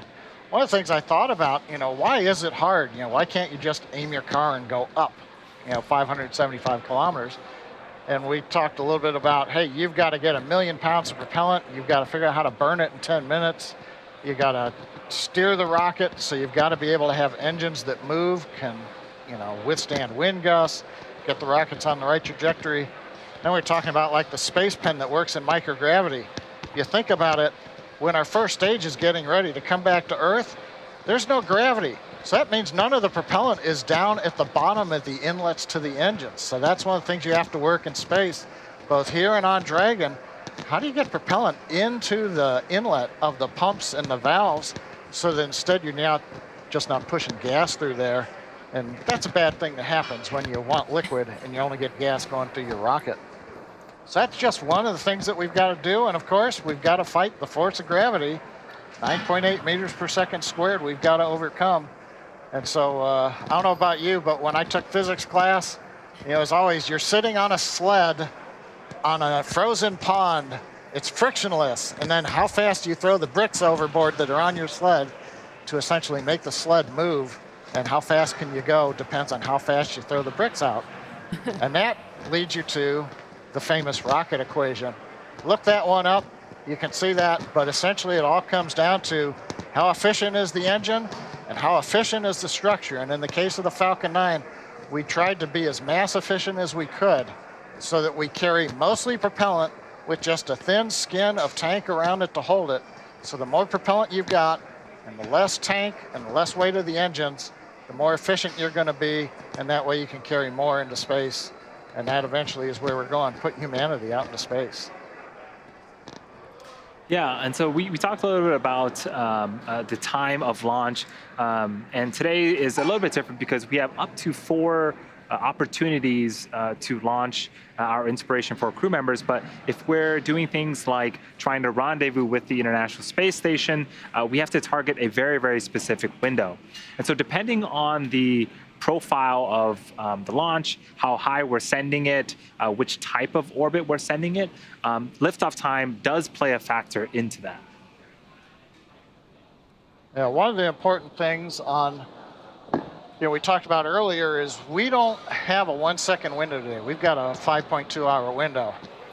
It's a 1 second window when we're going to the space station because we have to synchronize the launch with when the space station's orbital plane is passing over Florida. It's not exactly overhead, we have to lead it a little bit. But if you think about it, in Florida, we're rotating at about almost 1,500 kilometers an hour going eastward. Doesn't feel like that, but you know, put your seatbelts on, the Earth is rotating. That's 25 kilometers every minute. So if you waited about like a 15-minute launch window, all of a sudden the space station's 375 kilometers east of where you are on the ground, and it takes a tremendous amount of propellant to make up that kind of error. So that's one of the challenges why orbital dynamics is important. You've got to know when you're going to launch, where you headed. A lot of people care where the sun is when you get into orbit. If you have got solar rays, then you need power right away on a satellite. So orbital dynamics, another great thing to study in school, because if you don't know where you're going to go and how to get there, you won't get there. Yeah, John, you've been talking a lot about all the things that go into, you know, designing and building a rocket that can do all the things that we've been doing, flying to orbit, taking payloads to orbit, taking humans to orbit. We've got a lot of history and a lot of things that we've learned. You know, we didn't do this by ourselves. We worked very closely with NASA, and we've learned so much from them. We wouldn't be here today without the support of NASA and the knowledge that they have. Can you talk a little bit about things like the particular things that NASA has brought to the team? Yeah, that NASA partnership goes way back. I joined SpaceX 2006, right when we were competing for what was called the COTS Space Act Agreement, the Commercial Orbital Transportation Service, where NASA said, hey, we can't pay companies to develop systems from scratch, but we can give you essentially some seed money. So they had a competition. SpaceX was one of the winners. Elon put a lot of his money in, but working with NASA on the early Falcon 9 and the Dragon, we learned things like, what are some of the best practices? A lot of our engineers would pull off of the NASA tech library, how do you do hold down systems or quick disconnect systems? What's worked in the past? So we essentially got to leverage that, all those lessons learned from decades by NASA. And then we learned things like, okay, we're gonna send cargo to the space station. What does it mean to physically touch the space station? What are the requirements? Then how do you verify them to NASA? It's like somebody wants to bring a big truck into your garage and you know that your garage door is only so high. You're not just gonna let them drive in, you're gonna go measure that before it happens. Yeah. So we went from that, we took astronauts to the space station. Each step of the way, NASA's been helping us understand what it means to get into space, what are some of those requirements that we've leveraged to do human spaceflight that you see here today. Yeah, it is super exciting. Again, we've been learning a lot from NASA throughout the years. Kate has a very special guest interview. Kate, I'll throw it to you. Thanks, Andy. Joining us now from Cape Canaveral is none other than Charlie Bolden, former NASA astronaut and administrator. Welcome. Kate, it's great to be with you, and I was enjoying listening to the story, and I think you all are being somewhat modest. We learned quite a bit from SpaceX as we began to partner also. Thank you so much for that. Now, Charlie, like I mentioned, you were a NASA astronaut that then became the NASA administrator, and that happened at a pivotal time both in the history of NASA and commercial space. Were either one of those roles something that you dreamed of doing as a kid? No, as a matter of fact, I tell kids all the time, I never dreamed of being an astronaut because I grew up in the segregated South, and that was just not something that was going to happen. I had no desire to fly airplanes. I thought flying was inherently dangerous, but at the age of 12 in 7th grade, I fell in love with a place called the United States Naval Academy, watching a program on television called Men of Annapolis. And I struggled to get there, and when I finally got there, that led to my going into the Marine Corps, which led to my going to flight school, which led to my going to test pilot school, which led to my meeting the late, great Dr. Ron McNair, who was in the first group of space shuttle astronauts selected. And he's the guy that embarrassed me into applying for the space program. So I kind of fell into it. I don't recommend that kids follow my example, though. Well, it sounds like you've had quite the journey throughout your career. And speaking of journeys, we talked a little bit earlier about the history of Pad 39A, which we see over your shoulder there in the distance. How does space travel look different from the days when you were an astronaut compared to the last 10 years or so? Kate, I think it's dramatically different. I mean, the techniques, the orbital mechanics, everything, all the laws and everything are the same, but it's the face of space flight today that is dramatically different. I'm so excited to be here this evening for this launch because, I was telling somebody earlier today, just the thought of having an all-commercial crew, a crew of non-professional astronauts lift off from the same launch pad where Neil Armstrong and Buzz Aldrin left before they stepped on the moon is just flabbergasting. It's sort of it's the complete cycle of a tale to get us from where it was nothing but government to where now we can actually have an all-civilian, all-commercial flight where NASA's really not involved at all, other than being the host here at the Kennedy Space Center. And we're so thankful that you guys are able to host us. Now, if SpaceX were hosting you on today's mission, imagine if you were part of the Inspiration 4 crew, what 2 or 3 personal items would you want to take with you? I love listening to each of the crew members talk about what they took, and on each of my flights, my very first flight, as a matter of fact, since I didn't know whether there would be any more, I took a ring that had belonged to my mother. I actually wore a pearl cross that she had worn since she was a child because it meant a lot to her. And I took very personal items also. If I were to go today, I now have a 12-week-old grandson, so I would have to take something that belongs to him, young Walker Elias, and I have 3. I'm blessed with 3 beautiful granddaughters. So my guess would be that at least 4 of those items would be from the 4 grandkids today. You mentioned your grandkids. How do you imagine that the future of spaceflight might look whenever they are adults and possibly growing up to become astronauts themselves? Oh.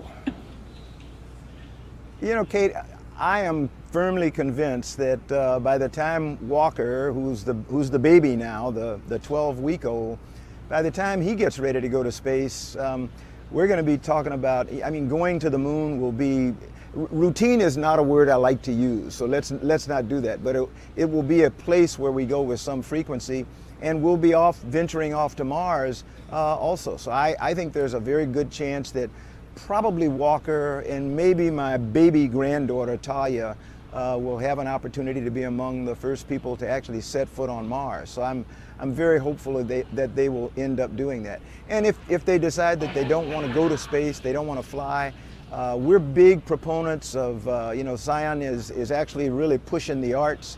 I really agree with what she says. Arts and design are key aspects of what's required for us to even get people to space. And they are two areas that we should not overlook as we talk about STEM education. But the arts and design are what gives us as an example, the wonderful spacesuits that the crew is wearing today. Some designer actually sat down and thought about that. You know, that's not aerodynamic. That's actually a little arts and design there. So I think the world is the oyster for my grandchildren, and I'm excited about it. Yeah, you're absolutely right. You add the A into STEM and you get STEAM, right? Now, years ago at exactly right. Years ago at a joint SpaceX NASA launch, you gave observers some really great advice, and that was to put their phones down and watch the launch with their own eyes and just really enjoy the experience. Now, with our Inspiration4 crew sitting in their seats, what advice would you give to those civilian astronauts as they are preparing to go to space for the first time? You know, believe it or not, I sent Jared a text a few days ago, and then I had an opportunity to say hello to them before they walked out today. And my advice to them was relax, enjoy it, suck it up, really spend time in the window to look at the incredible beauty of our planet from a perspective that not very many humans will have had. You know, we've flown 500 and some odd humans to space, but as you all keep pointing out, when I flew my Hubble Space Telescope mission, we were at 600 kilometers, and that was a view that only people who had gone to the moon had before, and we've not had any views like that since because we've just not gone that high. They are going to be in a unique position looking at this planet from almost 600 kilometers, and it's breathtakingly different from looking on board the International Space Station. That's awesome. But it's amazing how much just the additional 100 or so kilometers adds to your perspective. You don't see the whole planet, but they're going to see a lot more of it than people see from the International Space Station. And I just hope they'll take an opportunity to suck it up and enjoy it and visualize it so they can tell stories about it to their children and grandchildren and to every kid they meet when they come back. Because that's actually the most important role for an astronaut is to become storytellers and help people understand why it's important to take care of our planet and why we're running out of time, and we've got to be better stewards of the planet. So I'm excited for them to have this opportunity. Yeah, you're absolutely right. As the mission name indicates, one of the primary functions of this mission is to inspire others. So you hit the nail on the head there for sure. Exactly. Charlie Bolden, former NASA administrator and NASA astronaut, thank you so much for joining us today. Back over to Jesse as we continue to tick down to T0. Thank you, Kate, and thank you, Charlie Bolden. That was an incredible interview and great to hear from him, our partners at NASA. It's just so great. You know, teamwork really makes the dream work. So if you're just now joining us, you picked a great time as we are approximately T-minus 56 minutes and counting until launch. Welcome to the coverage for the mission known as Inspiration4, the first all-civilian mission to space. Liftoff time is still holding for 8:02 p.m. Eastern Time, and we're tracking no issues with Falcon 9 or Dragon. The range is green, the weather is cooperating. Over the last 3 hours, Jared Isaacman, Dr. Sian Proctor, Hayley Arceneaux, and Chris Sembroski donned their SpaceX spacesuits, in our brand new SpaceX suit-up room, and were then transported to the pad where our crew entered the SpaceX Dragon spacecraft, which you've been seeing live on your screen the past few hours. Yeah, but before we go any further, we have to get reacquainted with our crew. Let's take a moment and learn a little bit more about Jared.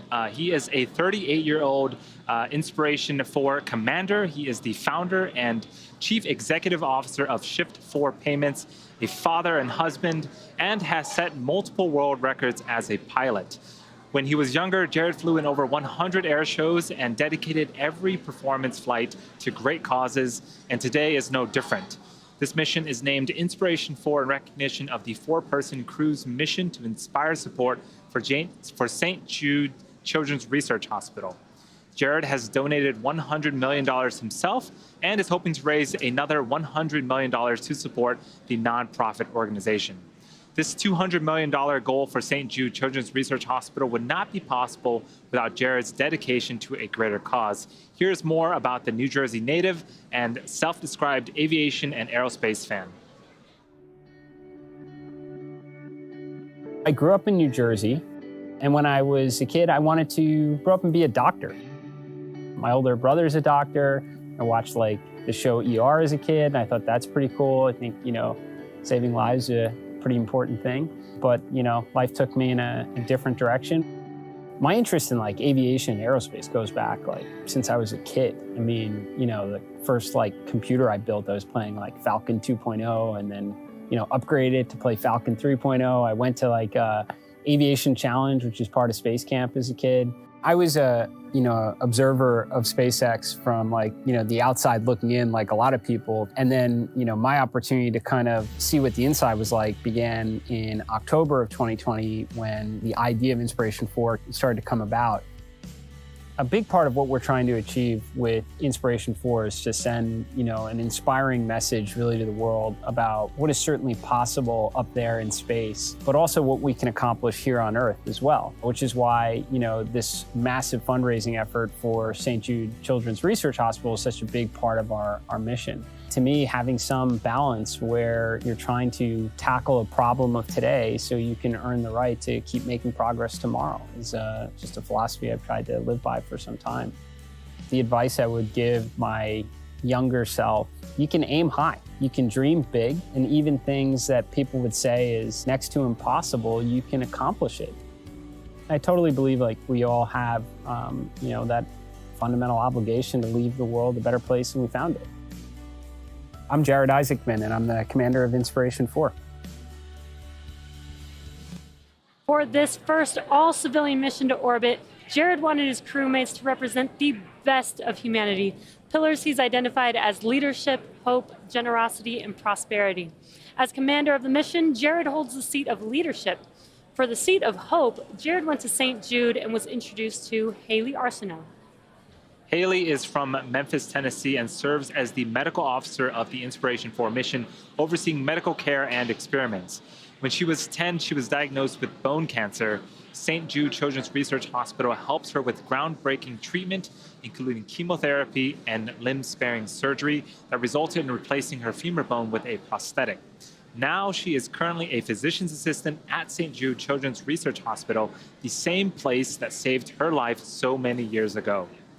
At 29 years old, she represents a couple of firsts for this mission that's already the first civilian mission to go into space. Hayley will be the youngest American to go into space and the first person to go into space with a prosthetic body part. Here's more on Hayley, who occupies the seat of hope on the Inspiration4 mission. I'm so excited to be going to space, and I'm just a regular person. I am so lucky that I got a phone call asking if I wanted to go to space. I'm from Louisiana. I was a super active, super outgoing kid, involved in everything, and I actually had just gotten my black belt in Taekwondo a couple days before I was diagnosed with cancer. I definitely am excited to represent those that aren't physically perfect. I want to bring this experience back and share with everyone I encounter, and just what this represents for the new age in space travel and who can be an astronaut. I've thought a lot about launch day. I've even had some dreams about launch day, and I still don't know what will be going through my mind. I know I'm gonna be incredibly excited. And of course, I have the window seat. Looking out the window and seeing Earth from space is going to be so incredible. Can't even put into words. What I'm absolutely most excited about is we're gonna call the St. Jude patients from space. And I'll get to video call these kids that I've gotten to treat, and these kids going through cancer treatment and getting to show them what life after cancer can look like. It's been incredible for me to watch how much this mission has already touched the kids at St. Jude and how much hope it's given them. I loved this one little girl I talked to recently. She said, I can't wait to be an astronaut. Like, there was no if in there. She just couldn't wait for it to happen. I think that's what hope is. I am Hayley Arceneaux, Medical Officer of Inspiration4. As part of the effort to raise money for St. Jude, Jared decided to give away one seat to a person at random who donated to St. Jude's cause. That seat, the seat of generosity, went to Christopher Sembroski. Christopher Sembroski of Seattle, Washington, is the mission specialist of today's flight, helping to manage payloads, science experiments, and communications to mission control. He is a 42-year-old mechanical and diagnostics lead at Lockheed Martin and a United States Air Force veteran. As an amateur astronomer, he grew up with a natural curiosity about outer space and even worked as a U.S. space camp counselor. He was awarded the seat of generosity after contributing to a special fundraising campaign for St. Jude Children's Research Hospital. Let's meet Chris, the inspiration for... At 56.80, the propellant load go, no-go pole is now open.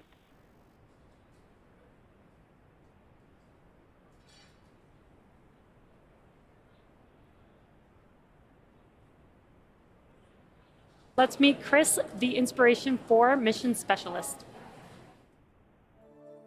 When I found out I was going to space, I was dumbfounded. I think I was just struck dumb for days.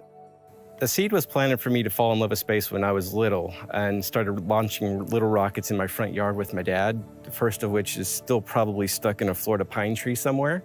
But when I first saw a space shuttle launch in person from the causeway, 6 to 8 miles away, you could still feel that rumble pounding through your chest. That kind of just shifted my foundation a little bit, and I knew from there on out I had to be somehow a part of space, whether it was helping support a mission or lobbying for folks to be able to go into space. That's where I wanted to be. Of course, I'm going to be looking down at my home in Western Washington. I'm also looking to see what I don't see, and that's going to be lines on a map or those walls that seem to separate all of us ideologically or politically or even geographically or physically. Those don't exist when you get far enough out. And I'm really hoping to bring back that sense of what it means to only have that one small line that matters to all of us, and that's the atmosphere that keeps us separated from the vacuum of space. As we get to launch day, I am gonna have the biggest smile going ear to ear. It's gonna be, I'm gonna be shaking with excitement. No fears or jitters at all about what's going to happen, but man, that's gonna be a heck of a show. I'm Chris Sembroski, mission specialist of Inspiration4. Jared reserved the fourth seat for someone who exemplified the entrepreneurial spirit. This fourth seat representing prosperity was awarded to Dr. Sian Proctor. She is from Tempe, Arizona, and serves as the pilot for today's mission. She's 51 years old, is an entrepreneur, an educator, poet, artist, and active voice in the space exploration community. She's passionate about encouraging others to use their unique space to inspire those within their reach and beyond as part of her Space to Inspire motto. Dr. Sian was awarded the seat of prosperity after being selected as the top entrant of an independently judged online business competition conducted by the Shift4 Shop e-commerce platform. Here's more about Dr. Proctor and her love of exploring planet Earth. The day of launch, I'm going to be thinking about how my entire life has led up to this moment. I was born on the island of Guam, and the reason why I was born there is that my dad worked for the NASA tracking station. And so I feel like space has always been a part of me. When I got that call, that Zoom, and Jared was on there, and he said that, they picked me for the Prosperity seat, that I was going to go to space with him and be part of the Inspiration4. It really was like getting the golden ticket for Willy Wonka. Everything in my life finally came into focus, and I realized that it was all about this moment in time. I won the Prosperity seat for Inspiration4, and I did that not as a geoscientist or an explorer or an analog astronaut, which are all on my resume. I actually won this as a poet and an artist. We are striving for that Star Trek generation, that idea of a just, equitable, diverse, and inclusive space, or a Jedi space. I'm gonna be the first Black female pilot of a spacecraft ever. And to me, that just blows me away. And I want to encourage the next generation to dream that this is possible. And a Jedi space, that's what that's about. I'm Dr. Sian Proctor, and I'm the mission pilot for Inspiration4. Coming up on T-minus 45 minutes, we're waiting for the launch director to give instructions to the team. Complete, and the team is ready for crew access arm, propellant load, and launch. For non-urgent no-go conditions, brief the CE or LD, and they'll approve aborting the countdown. For urgent issues affecting the safety of the operation, operators shall call hold, hold, hold on the countdown net. Launch control will abort the launch auto sequence immediately and proceed into the launch abort sequence. At T-minus 10 seconds, launch control will be hands-off and relying on automated abort criteria for the remainder of the count. Operators advise the launch director whether structural breakup or fire is imminent or occurring per Dragon manual escape flight rules. In the event of a fire alarm, key operators will remain at their post while the alarm is evaluated. In the event that personnel safety is threatened, evacuate to the south-facing emergency exit, which leads directly outside. Launch control, you may proceed with arming the crew arm for movement. There you've heard the instructions and a great view from the camera on the fixed service structure looking down the crew arm. SpaceX team has been pulled. The 7 operators on Falcon 9 in firing room 4 at Kennedy Space Center have indicated they are go for propellant load of the Falcon 9 and launch. The crew is given a go. The Dragon team's given a go. We're moving into the next of the major steps, retracting the crew access arm. This will take a couple of minutes. We're going to follow that by arming the launch escape system, and then at T-minus 35 minutes, begin propellant load of the Falcon 9.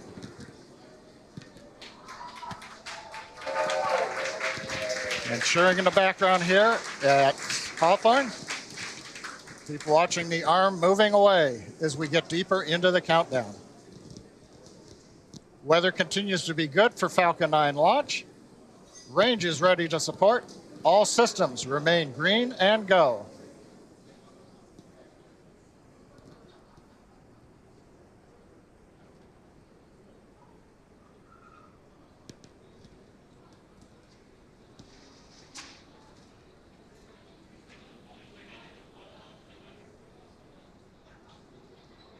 Arm continuing to move away.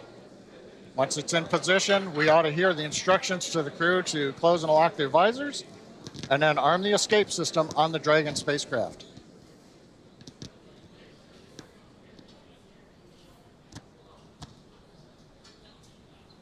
The countdown clock is continuing to tick, and we are now at T-minus 42 minutes from launch. We're standing by the crew arm. The crew access arm has retracted, and that is one of the last major visual milestones that we'll see in preparation for liftoff, and it's slowly moving back here, should conclude shortly. And shortly thereafter, once the crew arm has been retracted, we should hear the call out that the launch escape system is armed, and from there, we'll hear that Falcon 9 prop load has started. We saw our Inspiration4 crew members suit up about 3 hours ago in our brand new suit up room located in the Falcon support building. Crew access arm retraction complete. That is good news. The crew access arm has finished retracting away from the vehicle. So the team suited up at... SpaceX, you are go for section 7 of 4.100. Close visors and arm the launch escape system. And copy that, SpaceX. We're go for section 7 of 4.100. We're closing visors and arming LES.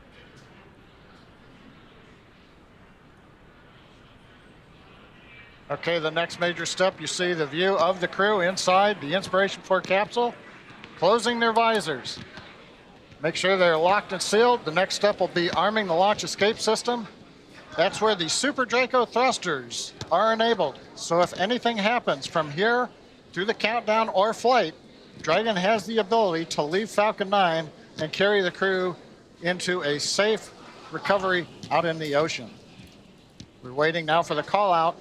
The launch escape system is armed.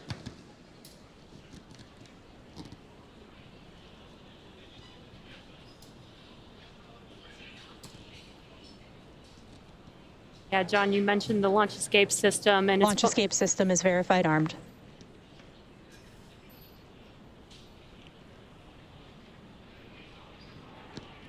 And there's that call out. The launch. Captain SpaceX, we're closing out 4.100.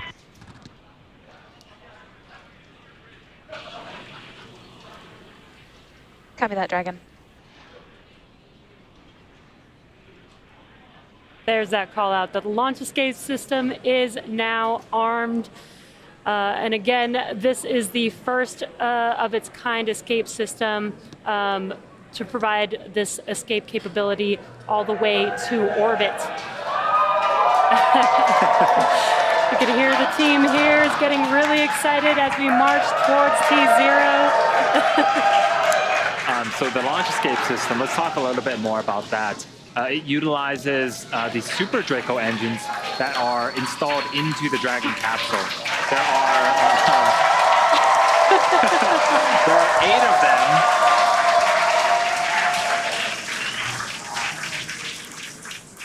There are 8 Super Draco engines on the Dragon capsule, and they're aptly named Super Dracos. They differ from the regular Dracos just a little bit. The Draco engines that are on the Dragon that help in in-orbit maneuvers, those produce about 90 pounds of force in the vacuum space. A single Super Draco engine produces 15,000 pounds of force. And so altogether, it produces over 120,000 pounds of force, and that is what is needed in case of an emergency to accelerate the Dragon capsule and crew away from any type of emergency. Exactly. And like you said, those Super Dracos are just super-powered Draco engines, and the only time they are ever utilized is in that launch abort procedures, so we are not expecting to use them today, but we do take safety very seriously, and we take every measure possible to ensure that the crew has options and has an escape in the worst of scenarios. And like Jesse mentioned before, it's the first of its kind and provides an escape capability for the crew all the way to orbit. Yes, so that launch escape system is currently armed. Once in orbit, we actually disarm that, and we'll be relying only on the Draco engines from there on out. Yeah. Now, next up, we will be having prop load begin, and this is basically when when Falcon comes alive. We begin to load liquid oxygen and rocket-grade kerosene, also known as RP1, into both the first and second stages. Dragon is already fully loaded. The fuels for Dragon, the hypergulls, get fully loaded down the street from pad 39A a week or two in advance to launch. So it's already locked and loaded. Up next is the prop load for Falcon 9. One thing while we've got a moment, we were talking about Super Dracos and contingency aborts. You will hear call-outs probably during the ascent, stage 1A, stage 2A, stage 1B. Propellant tanks will be venting for propellant load. That just means various points in time, if an escape was necessary, the Dragon flight computer is programmed to do different things. How long the engines will burn, how long it'll wait to coast to apogee, what it'll do to come back down when the parachutes are deployed. So when you hear those, it's usually the crew giving the call out and the ground echoing it. That just indicates we are moving farther and farther away from the launch pad. And so if a contingency arose, different sequences would be performed in the Dragon flight computer.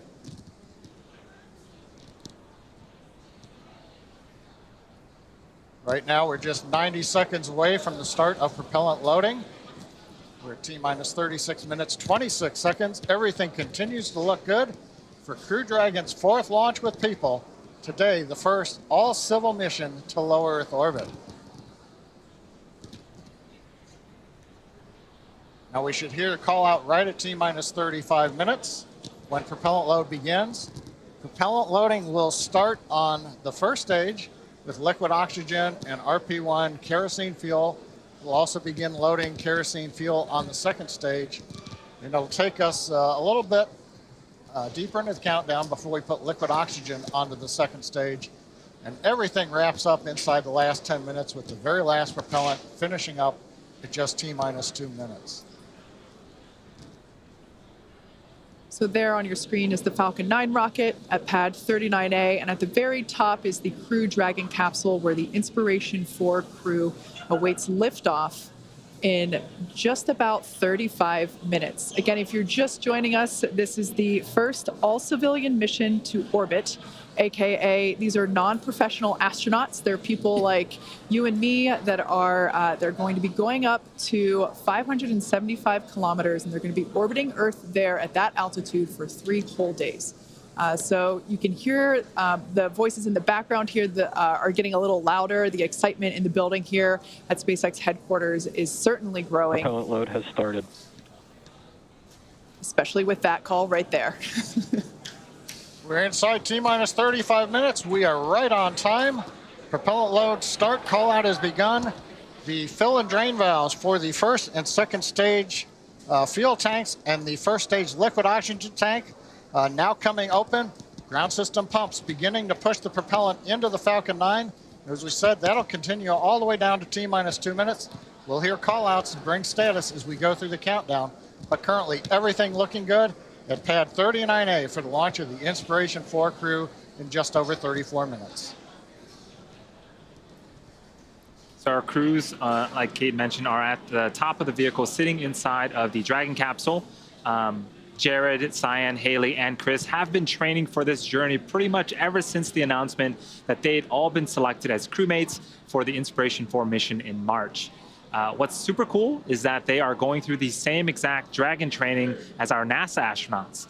In order to get to visit low Earth orbit, our teams at SpaceX have spent hundreds of hours teaching the crew about orbital mechanics, how to live in space and microgravity, and even running simulations of what a full mission would look like while seated inside of Dragon. Yeah, the Inspiration 4 crew has completed numerous simulations, including a 30-hour and 12-hour end-to-end simulation in our Dragon trainer. They trained not only at SpaceX, but they also did a few other trainings, centrifuge training. They flew some fighter jets together, did some aerobatics in these jets, some flips, and experienced some real G's before this mission today. Yeah, they even got to pilot the jets themselves, which was super cool to see. They also completed a zero-G flight, which you can see them there, almost like superheroes. They even climbed Mount Rainier in Washington, which looks like a very difficult hike. Yes, I think during the docuseries, it was almost a whiteout condition, but they kept trekking along.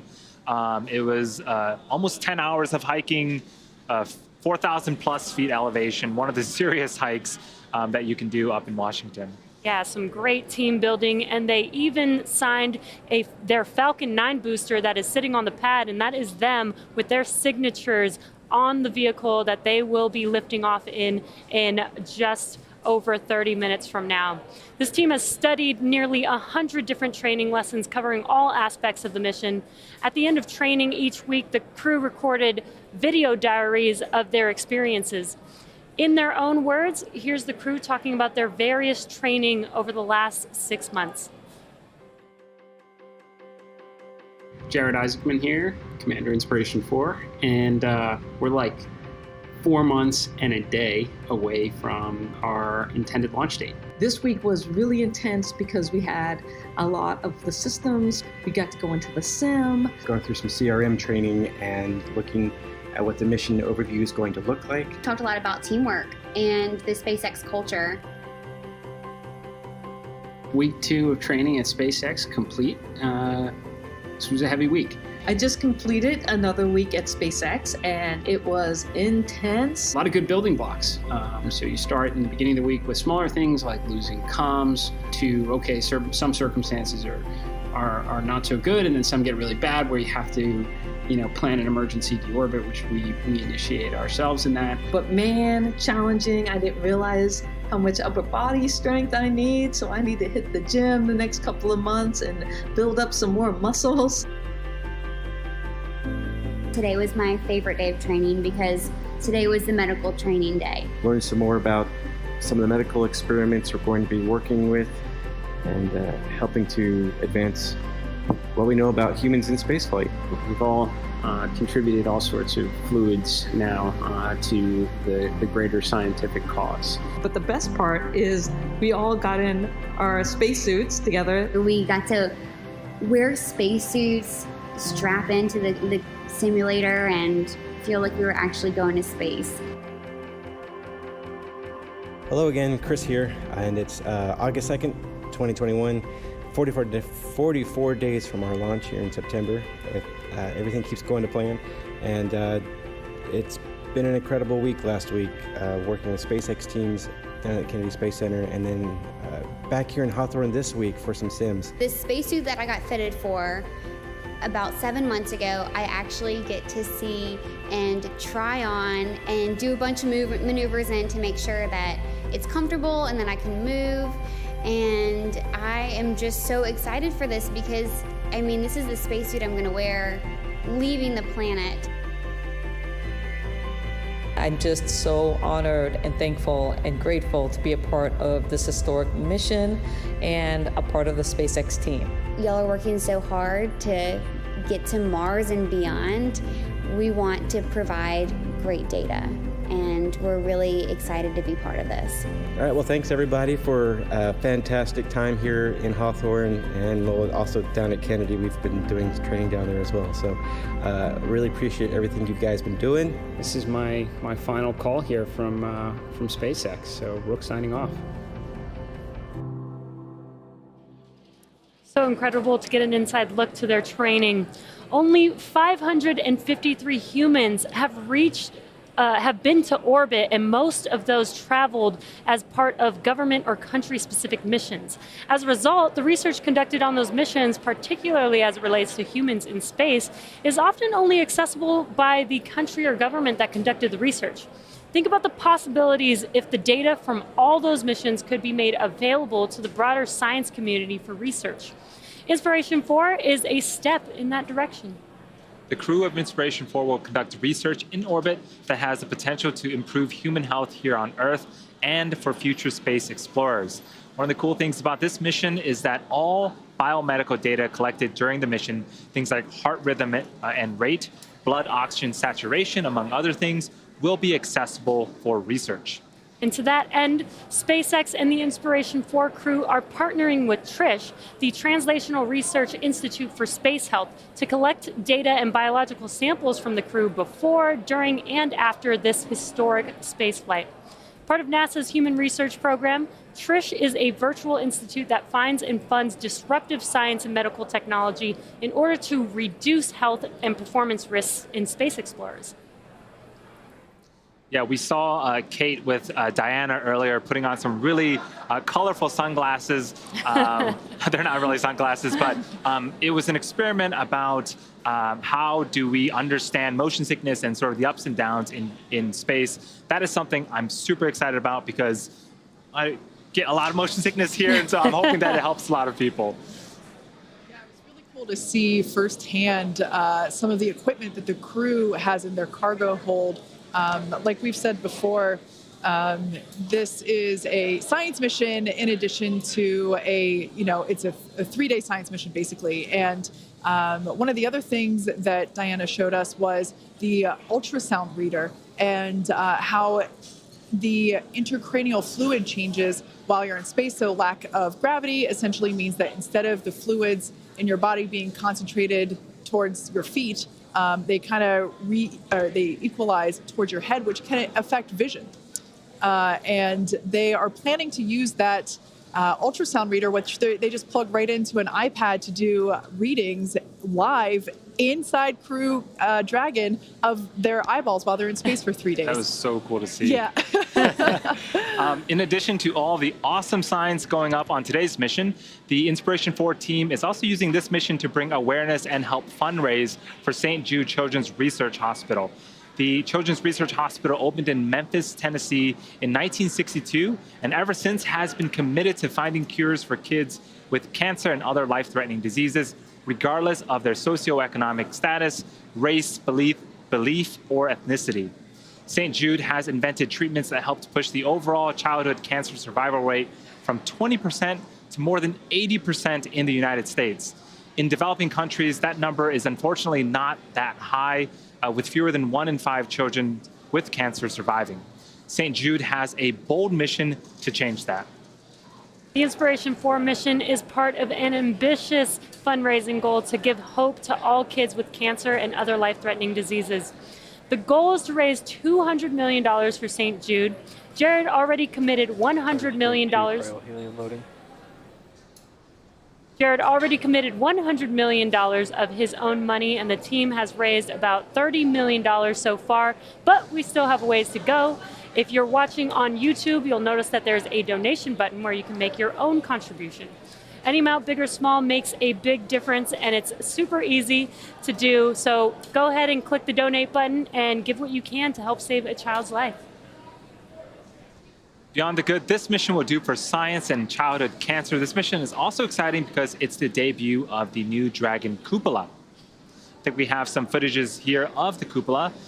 It is going to be the largest continuous window in space ever by a factor of 2 and has over 2,000 square inches of viewing area.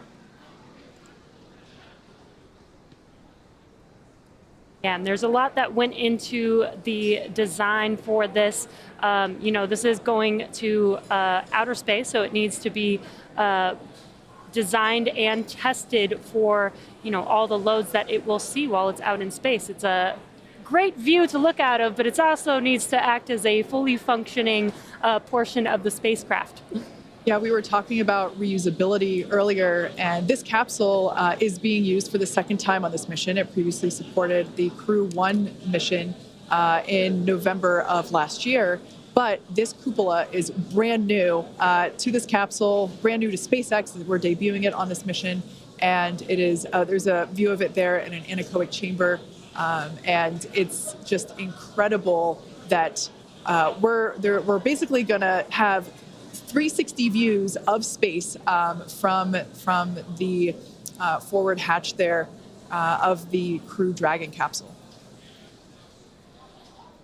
And this is an animation showing how its position in Crew Dragon is a little different. So Crew Dragon used to dock autonomously, or does dock autonomously to the International Space Station, that port there being underneath the nose cone, and that was removed, and for this mission is now replaced by the cupola, as we just saw. So super cool new piece of hardware that I'm so stoked to see launch here. As we await T0 in about 23 minutes, the ground operations teams are doing a series of system checks to make sure both Dragon and Falcon 9 are ready for launch. Let's take a look at what the ascent portion of the mission will look like. Once we hit T0, we will watch Falcon 9 and Dragon lift off from historic launch pad 39A and make their ascent. At about 50 seconds into flight, Falcon 9's engines will throttle down to help pass through the period of maximum dynamic pressure on the rocket, or what we typically refer to as max Q. And it's worth noting that once we hit max Q, the vehicle will be going supersonic. Once we are through the period of maximum dynamic pressure, we can throttle up our Merlin engines again. From here, we are about 2.5 minutes into flight, and we have a series of 3 events that happen in rapid succession. First is MECO, or main engine cutoff. This is where all 9 Merlin engines shut off in preparation for stage separation. Stage separation is where the first stage detaches from the second stage, with the first stage making its way back to Earth for landing as the second stage continues on its journey with the third event, which is SES-1, or second engine start 1, and that is where the Merlin vacuum engine on the second stage lights up and propels the second stage along with our Inspiration4 crew to orbit. As stage 2 heads towards its targeted drop-off orbit, stage 1 will execute 2 burns in order to make its way back to Earth. The first is the entry burn, which is where 3 of those 9 Merlin 1D engines will reignite and then shut down, and that'll help slow the stage down in preparation for entry back into the Earth's atmosphere. While the first stage is heading back to Earth, the second stage will cut off its 1 Merlin engine that was ignited right after stage separation. Once this happens, we will wait for confirmation of a good orbital insertion. About 90 seconds after Dragon gets into orbit, Falcon 9 will land back on Earth. The landing burn, a single engine burn, will bring the vehicle speed down rapidly in order to land on the drone ship about 9.5 minutes into the mission. While Falcon 9 first stage is landing, Dragon is preparing to separate from the second stage. At about 3 minutes after the second stage gets into orbit, we should have a great view of Dragon with its 4-person crew drifting away from the second stage. Once Dragon is a short distance away, it will begin checking out its Draco maneuvering thrusters to make sure Dragon continues to increase separation distance from the second stage. It's getting very exciting here in Hawthorne. The nose cone deploy sequence will initiate just before T plus 12 minutes and end around the T plus 15-minute mark. We do expect to see our first glimpse of the Dragon cupola in outer space at this time. We've just heard it. T-minus 20 minutes, 5 seconds counting. Stage 2 fuel load is complete. Now we're under 20 minutes to liftoff. It's been a wonderful day for today's Inspiration 4 mission, the first all-civilian mission to space. And if you joined us earlier in the broadcast, we had a pretty important question for the Inspiration 4 crew that remains unresolved. For those of you who missed that, here's your chance to weigh in. If I had to choose between Star Wars, Star Trek, and then one of my other favorites is Stargate, SG-1, I would rather trek across the universe than fight my way. I've heard, are you a Star Wars guy? Are you a Star Trek guy? Those used to be true. I really think I'm a Battlestar Galactica guy, to be honest. There's no question it's Star Wars. I'm a Star Wars fan, for sure. I would say that if I had to guess, it's a split crew between Star Wars and Star Trek. I don't know if anyone else would have dropped Battlestar Galactica. I don't know on that one. Can't beat Captain Adama. I think Jared is Star Wars, Sian is Star Wars, Chris is the wild card, but I think he's Star Wars.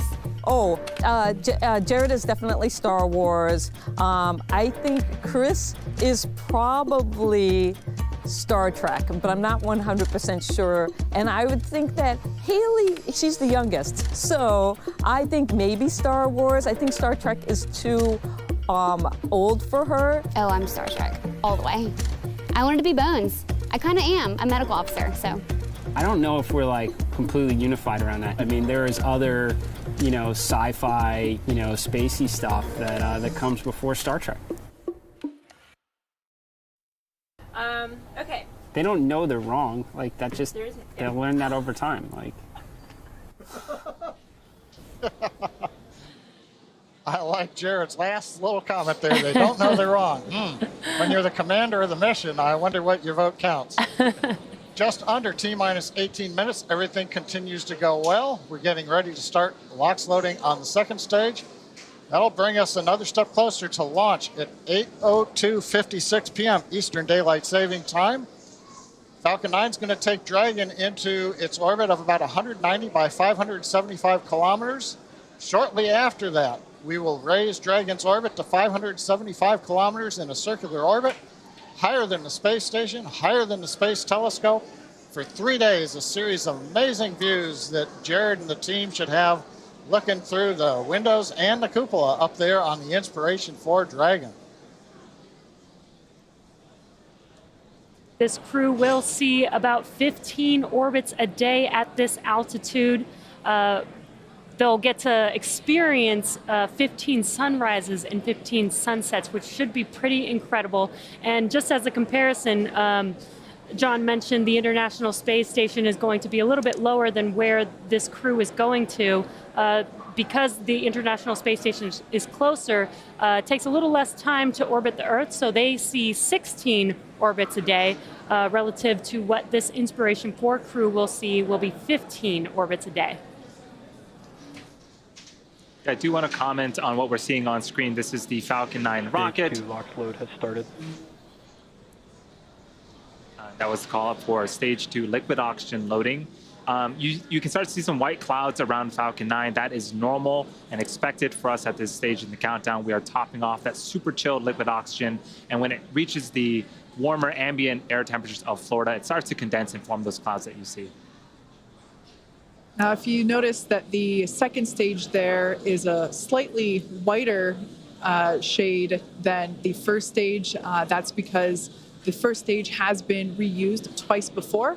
It previously supported the GPS 3.4 and GPS 3.5 missions back in 2020 and 2021 of this year. So that booster is making its third flight today. The Dragon capsule is making its second flight. It previously flew on the NASA Crew 1 mission to the International Space Station. So that's why the second stage looks a little different than the first stage there, just underneath it. Again, if you're just now joining us, you are tuned in to the first all-civilian mission to orbit, known as Inspiration 4. It's getting very exciting here. We're just a little over T-minus 15 minutes from T0. And we started covering the action at T-minus 4 hours with the crew walking out of Hangar X. They made their way over to the Falcon support building where they got suited up. And then we saw them hop in the Teslas, ride up to the pad, go up the fixed service structure and walk down that lit crew access arm that we see there connecting Falcon 9 to the tower. And it's hard to believe that we're now under 15 minutes before launching the first all-civilian mission to orbit. Again, these are 4 non-professional astronauts. They're people just like us, and they're going to be going to space for 3 days. They're going to be orbiting Earth at 17,500 miles per hour. So they're basically going so fast that they won't fall back to Earth until we tell Dragon to do so. And they're going to be going up to a height of 575 kilometers. Yep, and at those speeds and at those altitudes, they're going to be doing a tons of science, which is super cool. And all of that data is going to be available for folks to continue to push the boundaries of what human space exploration will be in their near future.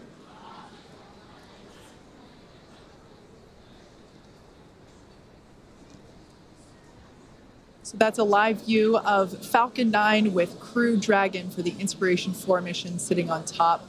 There we can see our 4 soon-to-be astronauts there, comfortable in their seats. Throughout the day, we have seen a lot of camaraderie, a lot of joking, and I imagine that things are starting to get a little more serious. They're really focusing in on the task at hand, which is going to space in just a little over 13 minutes. Yeah, this is very exciting. If you've been following along, they do have a Netflix documentary following their journey all the way up until this point. And the crew has just been so incredible. It's been so amazing to watch them throughout this whole process, and very excited to see them strapped in their seats, ready to go. We're just inside T-minus 13 minutes, counting down. Everything is still looking good for launch of Falcon 9 and Dragon at 8 hours, 2 minutes, 56 seconds Eastern Daylight Saving Time, coming up very shortly. Falcon 9 did begin propellant loading on time at T-minus 35 minutes. Loading of the RP-1 kerosene fuel onto the second stage is complete. That closed out right on time. Fuel loading is continuing on the larger first stage tank. It's about half full right now. That'll finish at T-minus 6 minutes. We ought to hear that call out on the webcast. We're continuing to load densified liquid oxygen onto the first stage and into the second stage tanks. Now the liquid oxygen load will wrap up at about T-minus 3 minutes on first stage, T-minus 2 minutes on the second stage. Now a reminder, now that we are into propellant loading, we cannot stop the countdown and try to launch later in the window. So if a problem arises that requires holding the countdown clock, those dreaded words, hold, hold, hold, we don't want to hear, we would have to scrub for the night and try again. We have a launch opportunity tomorrow just a little bit later if conditions allow. Condition of the Falcon 9 being go, the range is go. Weather, we've had great cooperation out of the Florida weather, both ground level, upper altitude, and around the world at the contingency landing sites. On the Dragon spacecraft, Dragon mission director and that team has reported no issues. They've done their communications checkouts. The crew access arm that you can see is retracted away from the Dragon spacecraft. We armed the launch escape system on time. And on the right-hand side of the monitor, you can see the 4-person crew strapped in, and they are ready to go. Coming up in about a minute, we're going to get final instructions to the crew at T-minus 10 minutes. They're going to configure their crew displays for launch, and that's a setup that'll give the crew insight into how the launch is proceeding, and it'll provide updates on vehicle health. Then we'll get a little closer at T-minus 5 minutes. We'll be into terminal count for the Dragon spacecraft. Dragon will go to internal power. We'll hear continued callouts on the countdown net as we get close to 0 and a liftoff. Now, next major event coming up right now, T-minus 10 minutes, as I said. Dragon will get its final instructions. We will also do a final series of checks of Falcon 9 telemetry against a preset limits. Make sure that all systems are go. And then we'll be moving from there into the closeouts on propellant, chilling into the engines to get ready for engine ignition down at about T-minus 2 seconds. Let's listen in on the countdown net for a minute.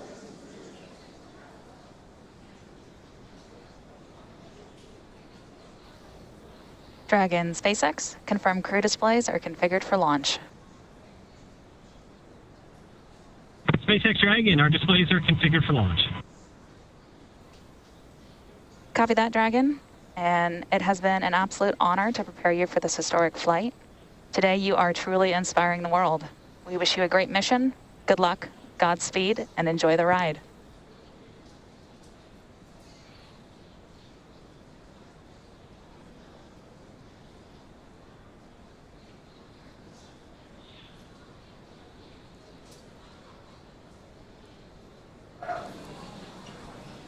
So, Kate, it looks like we passed through another event, the T-minus 10-minute call up to the crew to reconfigure.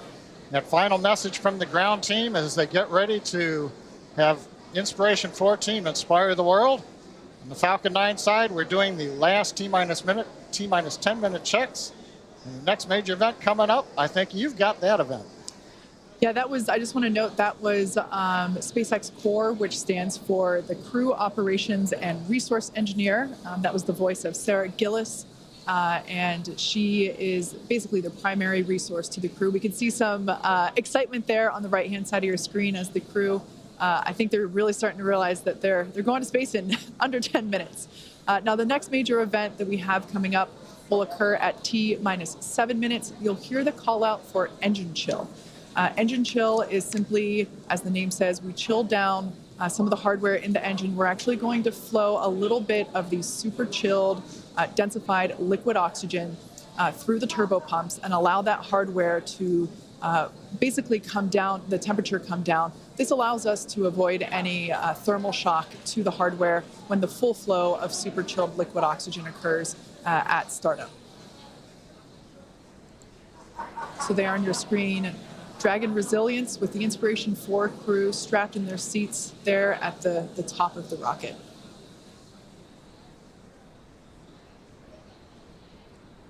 Once again, if you're just joining us, this is the first all-civilian mission to orbit, and they are going to space in 7.5 minutes. They will be ascending to an altitude of 575 kilometers above Earth and orbiting Earth at that altitude for 3 days.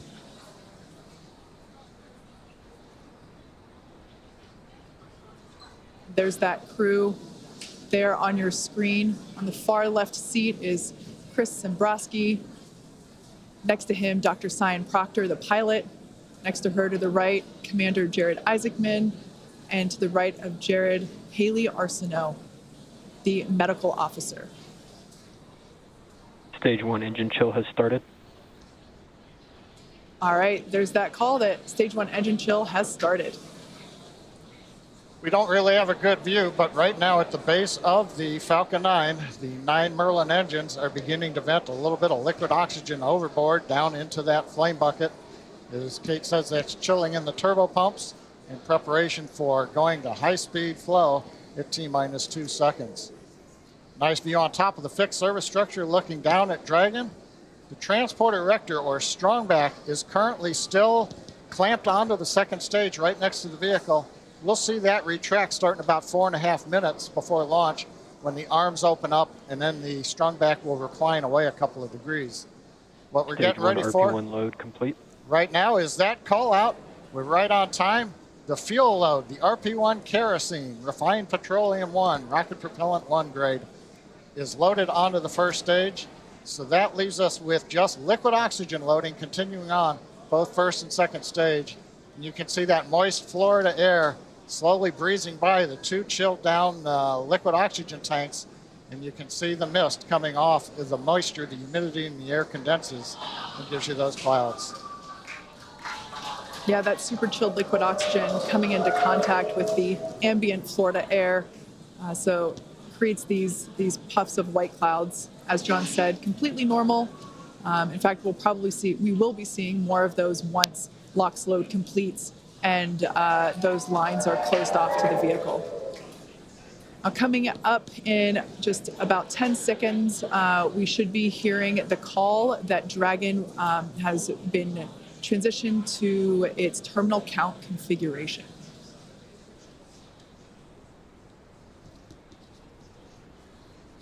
Dragon has transitioned to configure for terminal count. Falcon 9 tanks are pressurizing for strongback retract.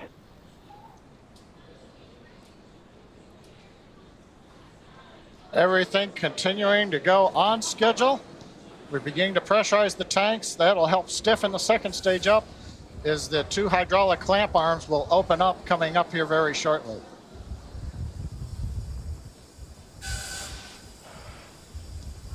Strongback is lowering.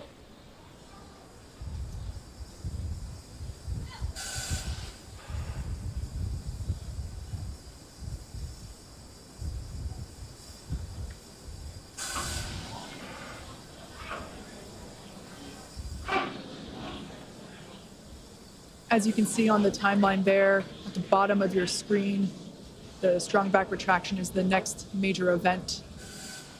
In fact, the last physical event or modification to the pad prior to liftoff.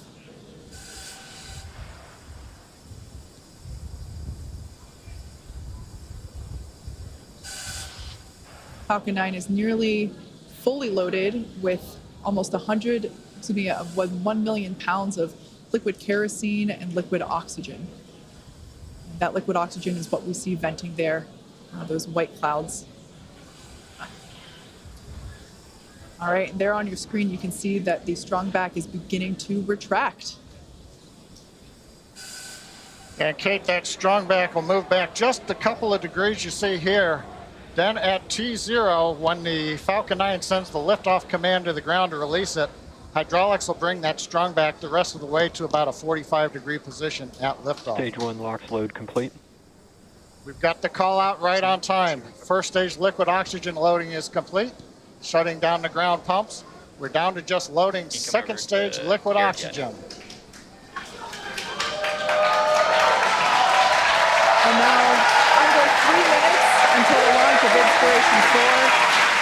Dragon has transitioned to terminal count and is on internal power. All right, and there's that call out that Dragon is now running on its own power. It is no longer connected to the power systems of Pad 39A.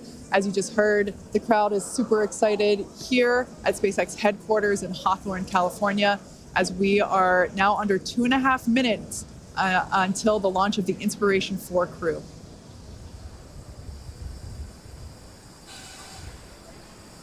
That crew there can be seen on the right-hand side of your screen, buckled in and ready to go.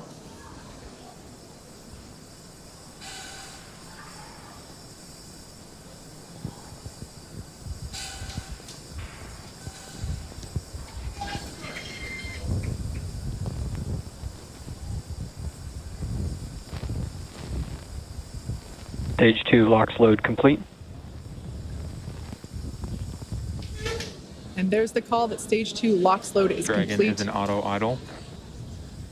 Falcon is now fully loaded with all of its propellants. Gas closeout will begin shortly. Expect loud venting. Announcement to let the crew know that as we vent off various lines on the launch pad, we'll hear some loud noises. Let the crew know that's planned. We're also right now draining the liquid oxygen out of the transporter erector, draining the lines, getting ready for launch. Waiting for the startup call at T-minus 1 minute.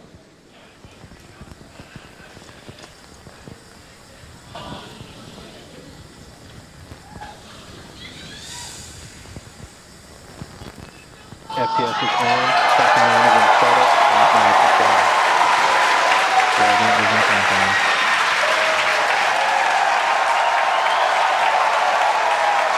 You can hear the cheers. We're inside 1 minute. Go for launch.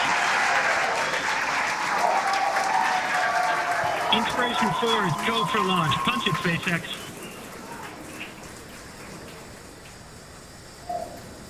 Commander calling down. 30 seconds. Punch it, SpaceX.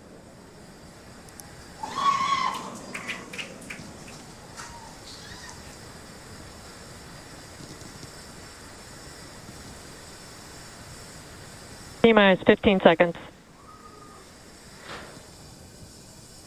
10, 9, 8, 7, 6, 5, 4, 3, 2, 1. Ignition and liftoff. So thank you. Go Dragon.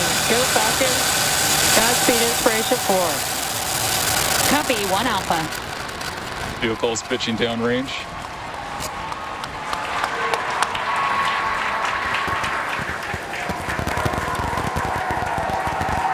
Stage 1 propulsion is nominal.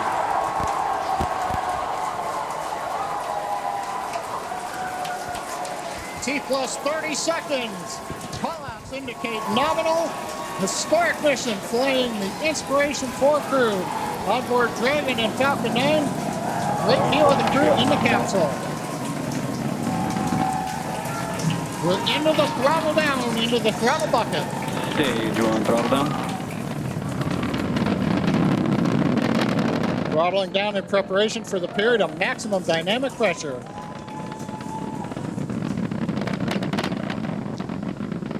A minute into flight. 9 is supersonic.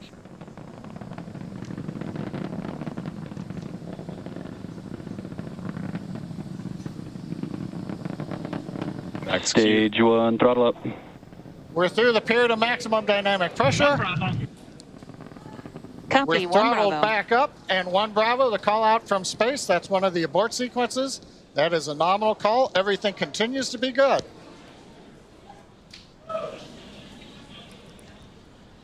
Looks like a smooth ride for the crew.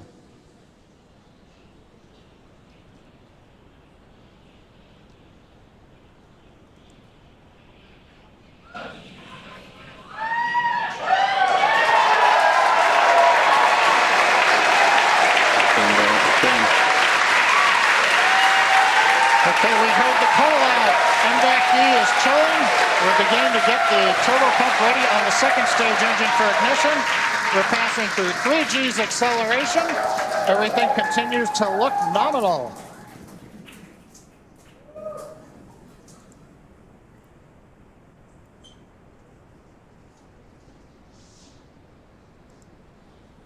Merlin engines are throttling down for G limiting. 4 G's, we're holding it there for the crew. Major event coming up will be main engine cutoff, followed by stage separation, looking at the second stage engine nozzle, and then ignition of the second stage.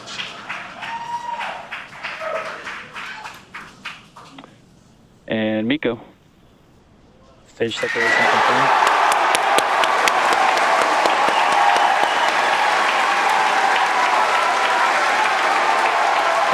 Ignition.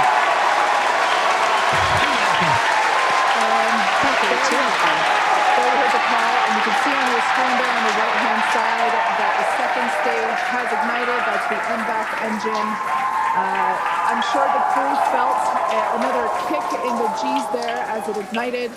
Officially, the Inspiration4 crew are now on their way to space. First stage booster there on the left-hand side of your screen is making its way back down to Earth. The grid fins have popped out to assist with the steering. It will be making a landing attempt on our drone ship. Just read the instructions, which is parked out in holding position in the Atlantic Ocean. Yeah, so we have a couple of views on Acquisition screen. of signal, Bermuda. As Kate mentioned, the left-hand side is a view from the top of our first stage looking down. That has already separated from the second stage, and it's making its way back to Earth. The velocity of the first stage SpaceX, trajectory nominal, is being tracked on the bottom left-hand side of your screen. On the right-hand side of your screen is a view of our second stage Merlin vacuum engine. On the opposite end of that engine is the second stage and the crew, which sits on top of the second stage. Everything looks to be going normally with them. And you can also track the velocity on the second stage on the bottom right-hand side of your screen. And we also have awesome views of the crew inside of their capsule as well. I'm pretty sure during first stage ascent, I saw Dr. Sian Proctor. I'm pretty sure I saw Dr. Sian Proctor give us 2 thumbs up. Yep. I'm sure she enjoyed this ride that she's been waiting for her entire life. Yes. One notable thing, too, is we're getting some twilight views. The sun just set in Florida, but we're high enough up where the light around the horizon is also reflecting off of very high altitude objects, such as the first and second stages. Dragon SpaceX, trajectory nominal. Love to hear that call out, trajectory nominal from the guidance engineer. Also notice we're really up there now, well past 100 kilometers. Acquisition of signal, New Hampshire. Just before that view switched, we saw some teammate fist bumps going on there inside of the cabin. Yeah, they look like they're having a fun ride there. And their journey isn't over. We've got about 7 more minutes until Dragon separates from the second stage. Yes, next milestone for this mission is actually going to be happening on the first stage. It's going to be performing a re-entry burn that's going to be coming up around the T plus 7 minute and 30-second mark. That burn is used to slow down the first stage before it re-enters the denser parts of the atmosphere. A few minutes later, it will execute a landing burn and make an attempt to land on our drone ship that's currently parked in the Atlantic Ocean. Dragon SpaceX, trajectory nominal. Dragon copies.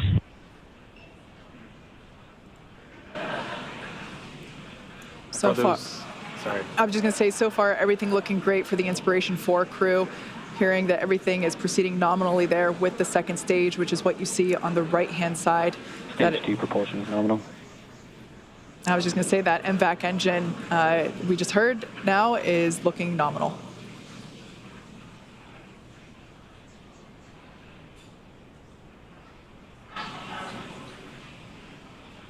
About a minute left to go before the first stage performs its first burn.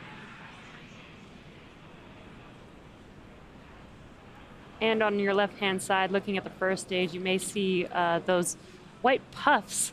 Those are the nitrogen puffs helping to steer and guide the vehicle. Basically, Dragon SpaceX, trajectory nominal. Basically is the attitude control Dragon copies. for the vehicle as it makes its way back down to Earth. There's the crew on the right-hand side of your screen. I think I see some more thumbs up there. Dr. Proctor is clearly excited that she's finally in space. Again, this mission will be orbiting Earth for 3 days, and they will be at an altitude of 575 kilometers, which, if I remember correctly, John you said that that is the distance from Los Angeles to the Golden Gate Bridge. There you go. They're going to get there a lot faster. Stage 2, FTS is saved. Right now,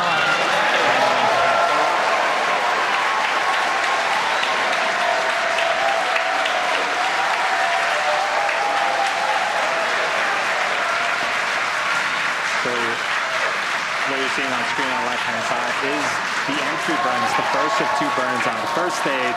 again, this first stage has already separated from the second stage. So the first stage is making its way back to Earth, trying to land, and the second stage, everything is going well. It is headed into orbit with the crew on board. Actually, there on your screen, you can see a sunrise horizon there with planet Earth just behind the glowing MVAC engine. Stage 2 is in terminal guidance.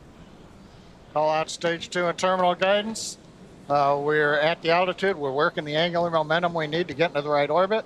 And if you're wondering, crew's pulling about 3.5 Gs right now, less than they took on the first stage flight. So in about 15 seconds, we are expecting... Copy, Shannon.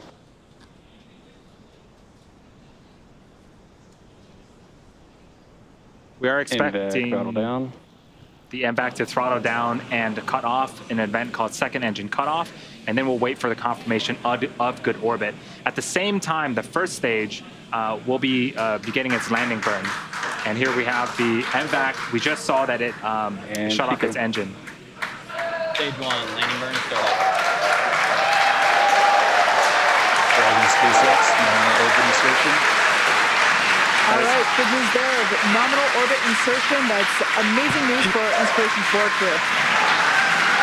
And copy that, we show the field. On behalf of the approved Inspiration4 and Switch Scope engineers at the helm for making this mission possible, we were just carried right to the doorstep of an exciting and unexplored frontier. A few have come before and many are about to follow.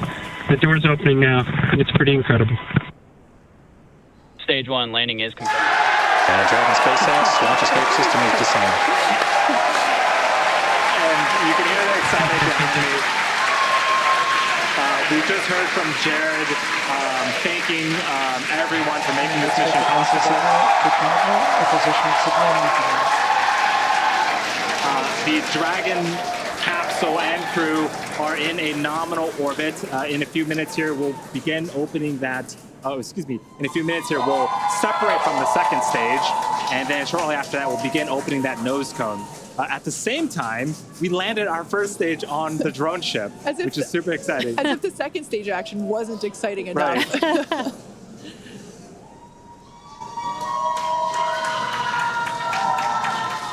So there's that MVAC engine, like we mentioned before. It has already shut down in an event known as second engine cutoff.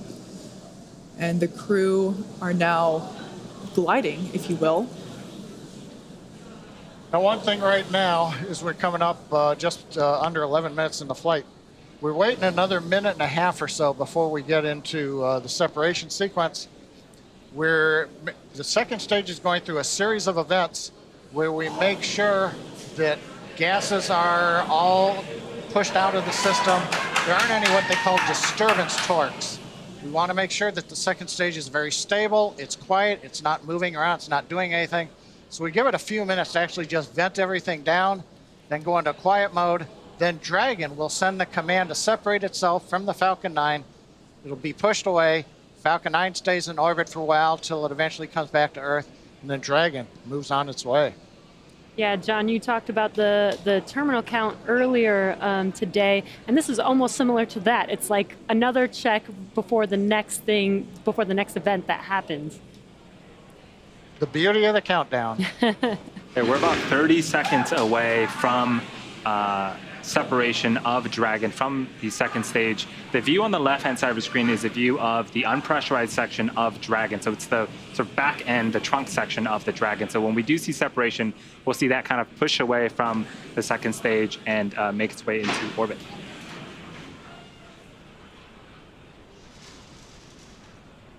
Once again, the Inspiration4 has lifted off from pad 39A. They are now in orbit around Earth, and there you can see on your screen. Dragon separation confirmed. So that is the Dragon trunk. Dragon, on behalf of the Falcon 9 team, we gave you a great ride to orbit. Enjoy your time on orbit, and we look forward to you flying again with SpaceX. And copy that, Gers. We really appreciate everyone's help back in LCC. That was the voice of SpaceX Chief Engineer Bill Gerstenmaier communicating with Inspiration4 Commander Jared Isaacman.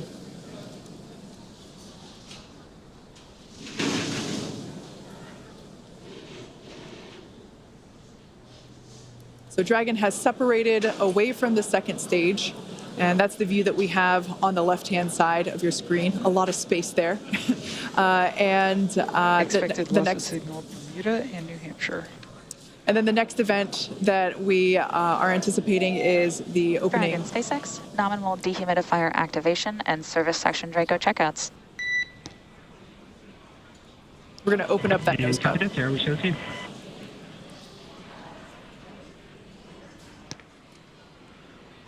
So we heard the call out, nominal Draco checkouts after separation.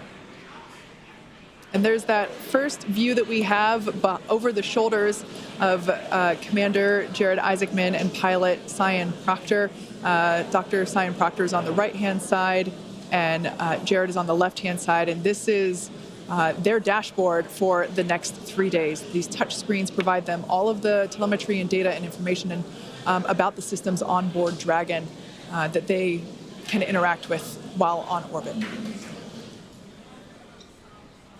We can see the zero-G indicator floating around. And it looks like it is a little golden retriever. Oh, like the golden retriever assistance dogs at St. Jude Children's Hospital. That is apropos. Oh, I love it. 5th crew member on board with the Inspiration 4 crew.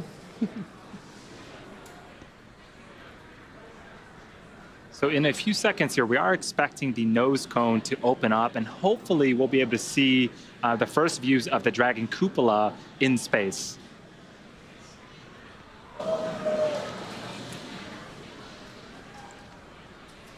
There we can see that they have just opened up their visors.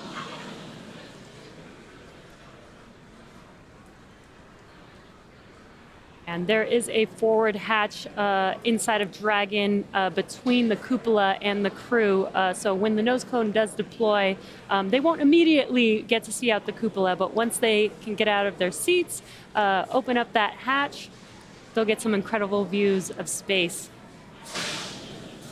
And on your right-hand screen is Mission Control Hawthorne at SpaceX headquarters here.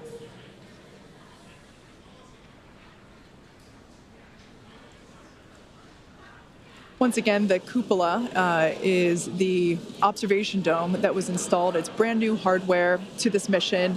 It is in place of what was the docking adapter, the docking mechanism that allowed Crew Dragon to previously dock with the International Space Station. Due to the fact that the space station is not our destination today, we were able to pull out that docking mechanism and insert the cupola, which will basically provide a 360 view of space for our passengers inside Crew Dragon Resilience here, which I cannot wait for our first views of the cupola. You know, everything that we've seen on the ground here, it's just incredible. And, to see it actually in action with those 360 views is going to be breathtaking for us. I can't even imagine what it might be like to actually experience it in person. Yeah, this is going to be incredible, and I can't wait for them to get the first look out, and hopefully Lots of signal, Newfoundland. Hopefully we'll get to see some of their reactions when they first look out that window.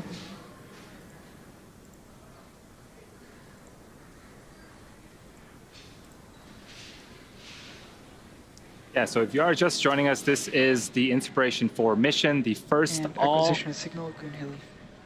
all-civilian crew into space. The team had a nominal ascent out of Pad 39A in Kennedy Space Center and are currently in orbit around the Earth. Yeah, what an incredible place to be in right now when we can say we have now put 4 civilians into space, into orbit. It's been an incredible journey for us to get here. We didn't do this alone. There's a lot of history working with our partners, NASA, to get us to this point. A lot of efforts with reusability and reflying vehicles, which we've seen on this mission particularly. We've reflown the booster 3 times. Dragon, we flew for a second time here. First flew on Crew 1 last year. And now Jared, Sian, Chris, and Hayley are out in space. Yeah, it's pretty incredible. Just the fact that these are normal, regular people, non-professional astronauts, and they're now in space. And Acquisition signal Okanger. And it's just wonderful to know that the access to space has opened up. I believe in the note that Jared relayed back to ground. He said that the door is wide open and the view is spectacular. Of course, they can't quite see out through the dome just yet, as we mentioned before. But metaphorically, it must be an incredible feeling to be on board Crew Dragon at this moment. I bet everyone's super jealous of Hayley and her window seat right now. Right. She could just turn to her left and see and Chris, everything. Chris also has one, yeah. Speaking of window seats, we are approaching the coast of Ireland. We're 249 kilometers up, so we're heading from the 200 kilometers where we injected to 575, and then we'll begin circularizing the orbit. But more importantly, we got into contact with the ground station in England, and they confirmed the nose cone is open. Amazing. So another major event, the hooks that hold it down have opened up, and then the nose cone deploys itself up on its actuator. So that exposes the cupola, and we're going to see if we might get any kind of view here before we sign off. Yeah, and as you mentioned, we aren't going to the International Space Station. We're actually just going out into space, into orbit. So they will be doing a couple burns. Another one will be, or the first one will be 45 minutes into flight, and then another 90 minutes into flight, and that'll take them to their final orbit of 575 kilometers away from Earth.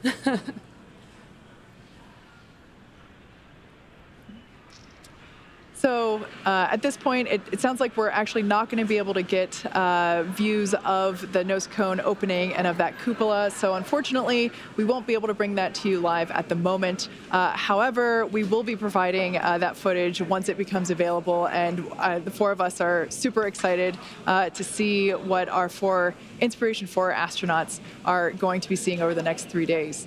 So at this point, Jared, Hayley, Chris, and Sian are now officially in orbit. Over the next 45 minutes, they'll reach their cruising orbit and spend the next 3 days orbiting planet Earth. We'll be checking in periodically with the crew to see how they're enjoying their first trip to orbit and to check in on those 360 views of space. If you are curious and want to know where Dragon is at orbiting the Earth, keep tabs on the mission with the Follow Dragon tracker on SpaceX.com. Yeah, and stay on top of any potential live events that we might be able to have with the crew while they're out in orbit by following us on social. And finally for today, the thank yous. Kennedy Space Center, the Eastern Range for the support getting us through the countdown, the FAA for launch approval, and of course the Inspiration 4 crew for their confidence in SpaceX, getting them into space today. And finally, thank you to everyone who is logged in to watch our webcast and donated to the St. Jude Children's Hospital. With that, we wish you a good day.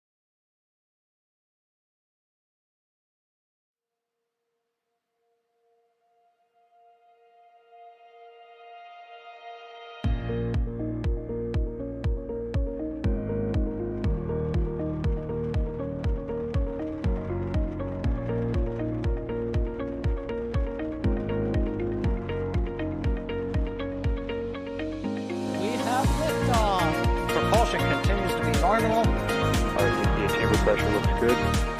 Doubling up. Roger, roll, Atlantic. Water towers, fly!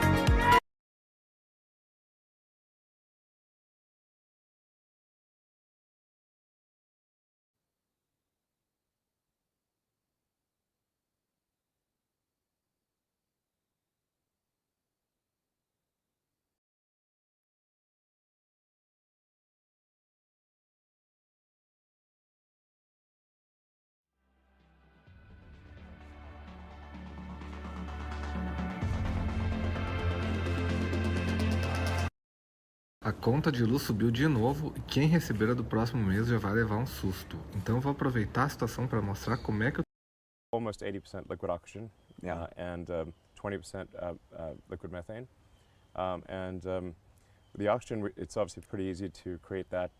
You just use wind and solar electricity, and you do air separator, because you've got the oxygen already in the air. The plants are making the oxygen.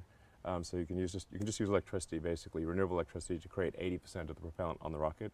And then for the remaining 20%, you can use the Sabatier process, where you actually take CO2 out of the atmosphere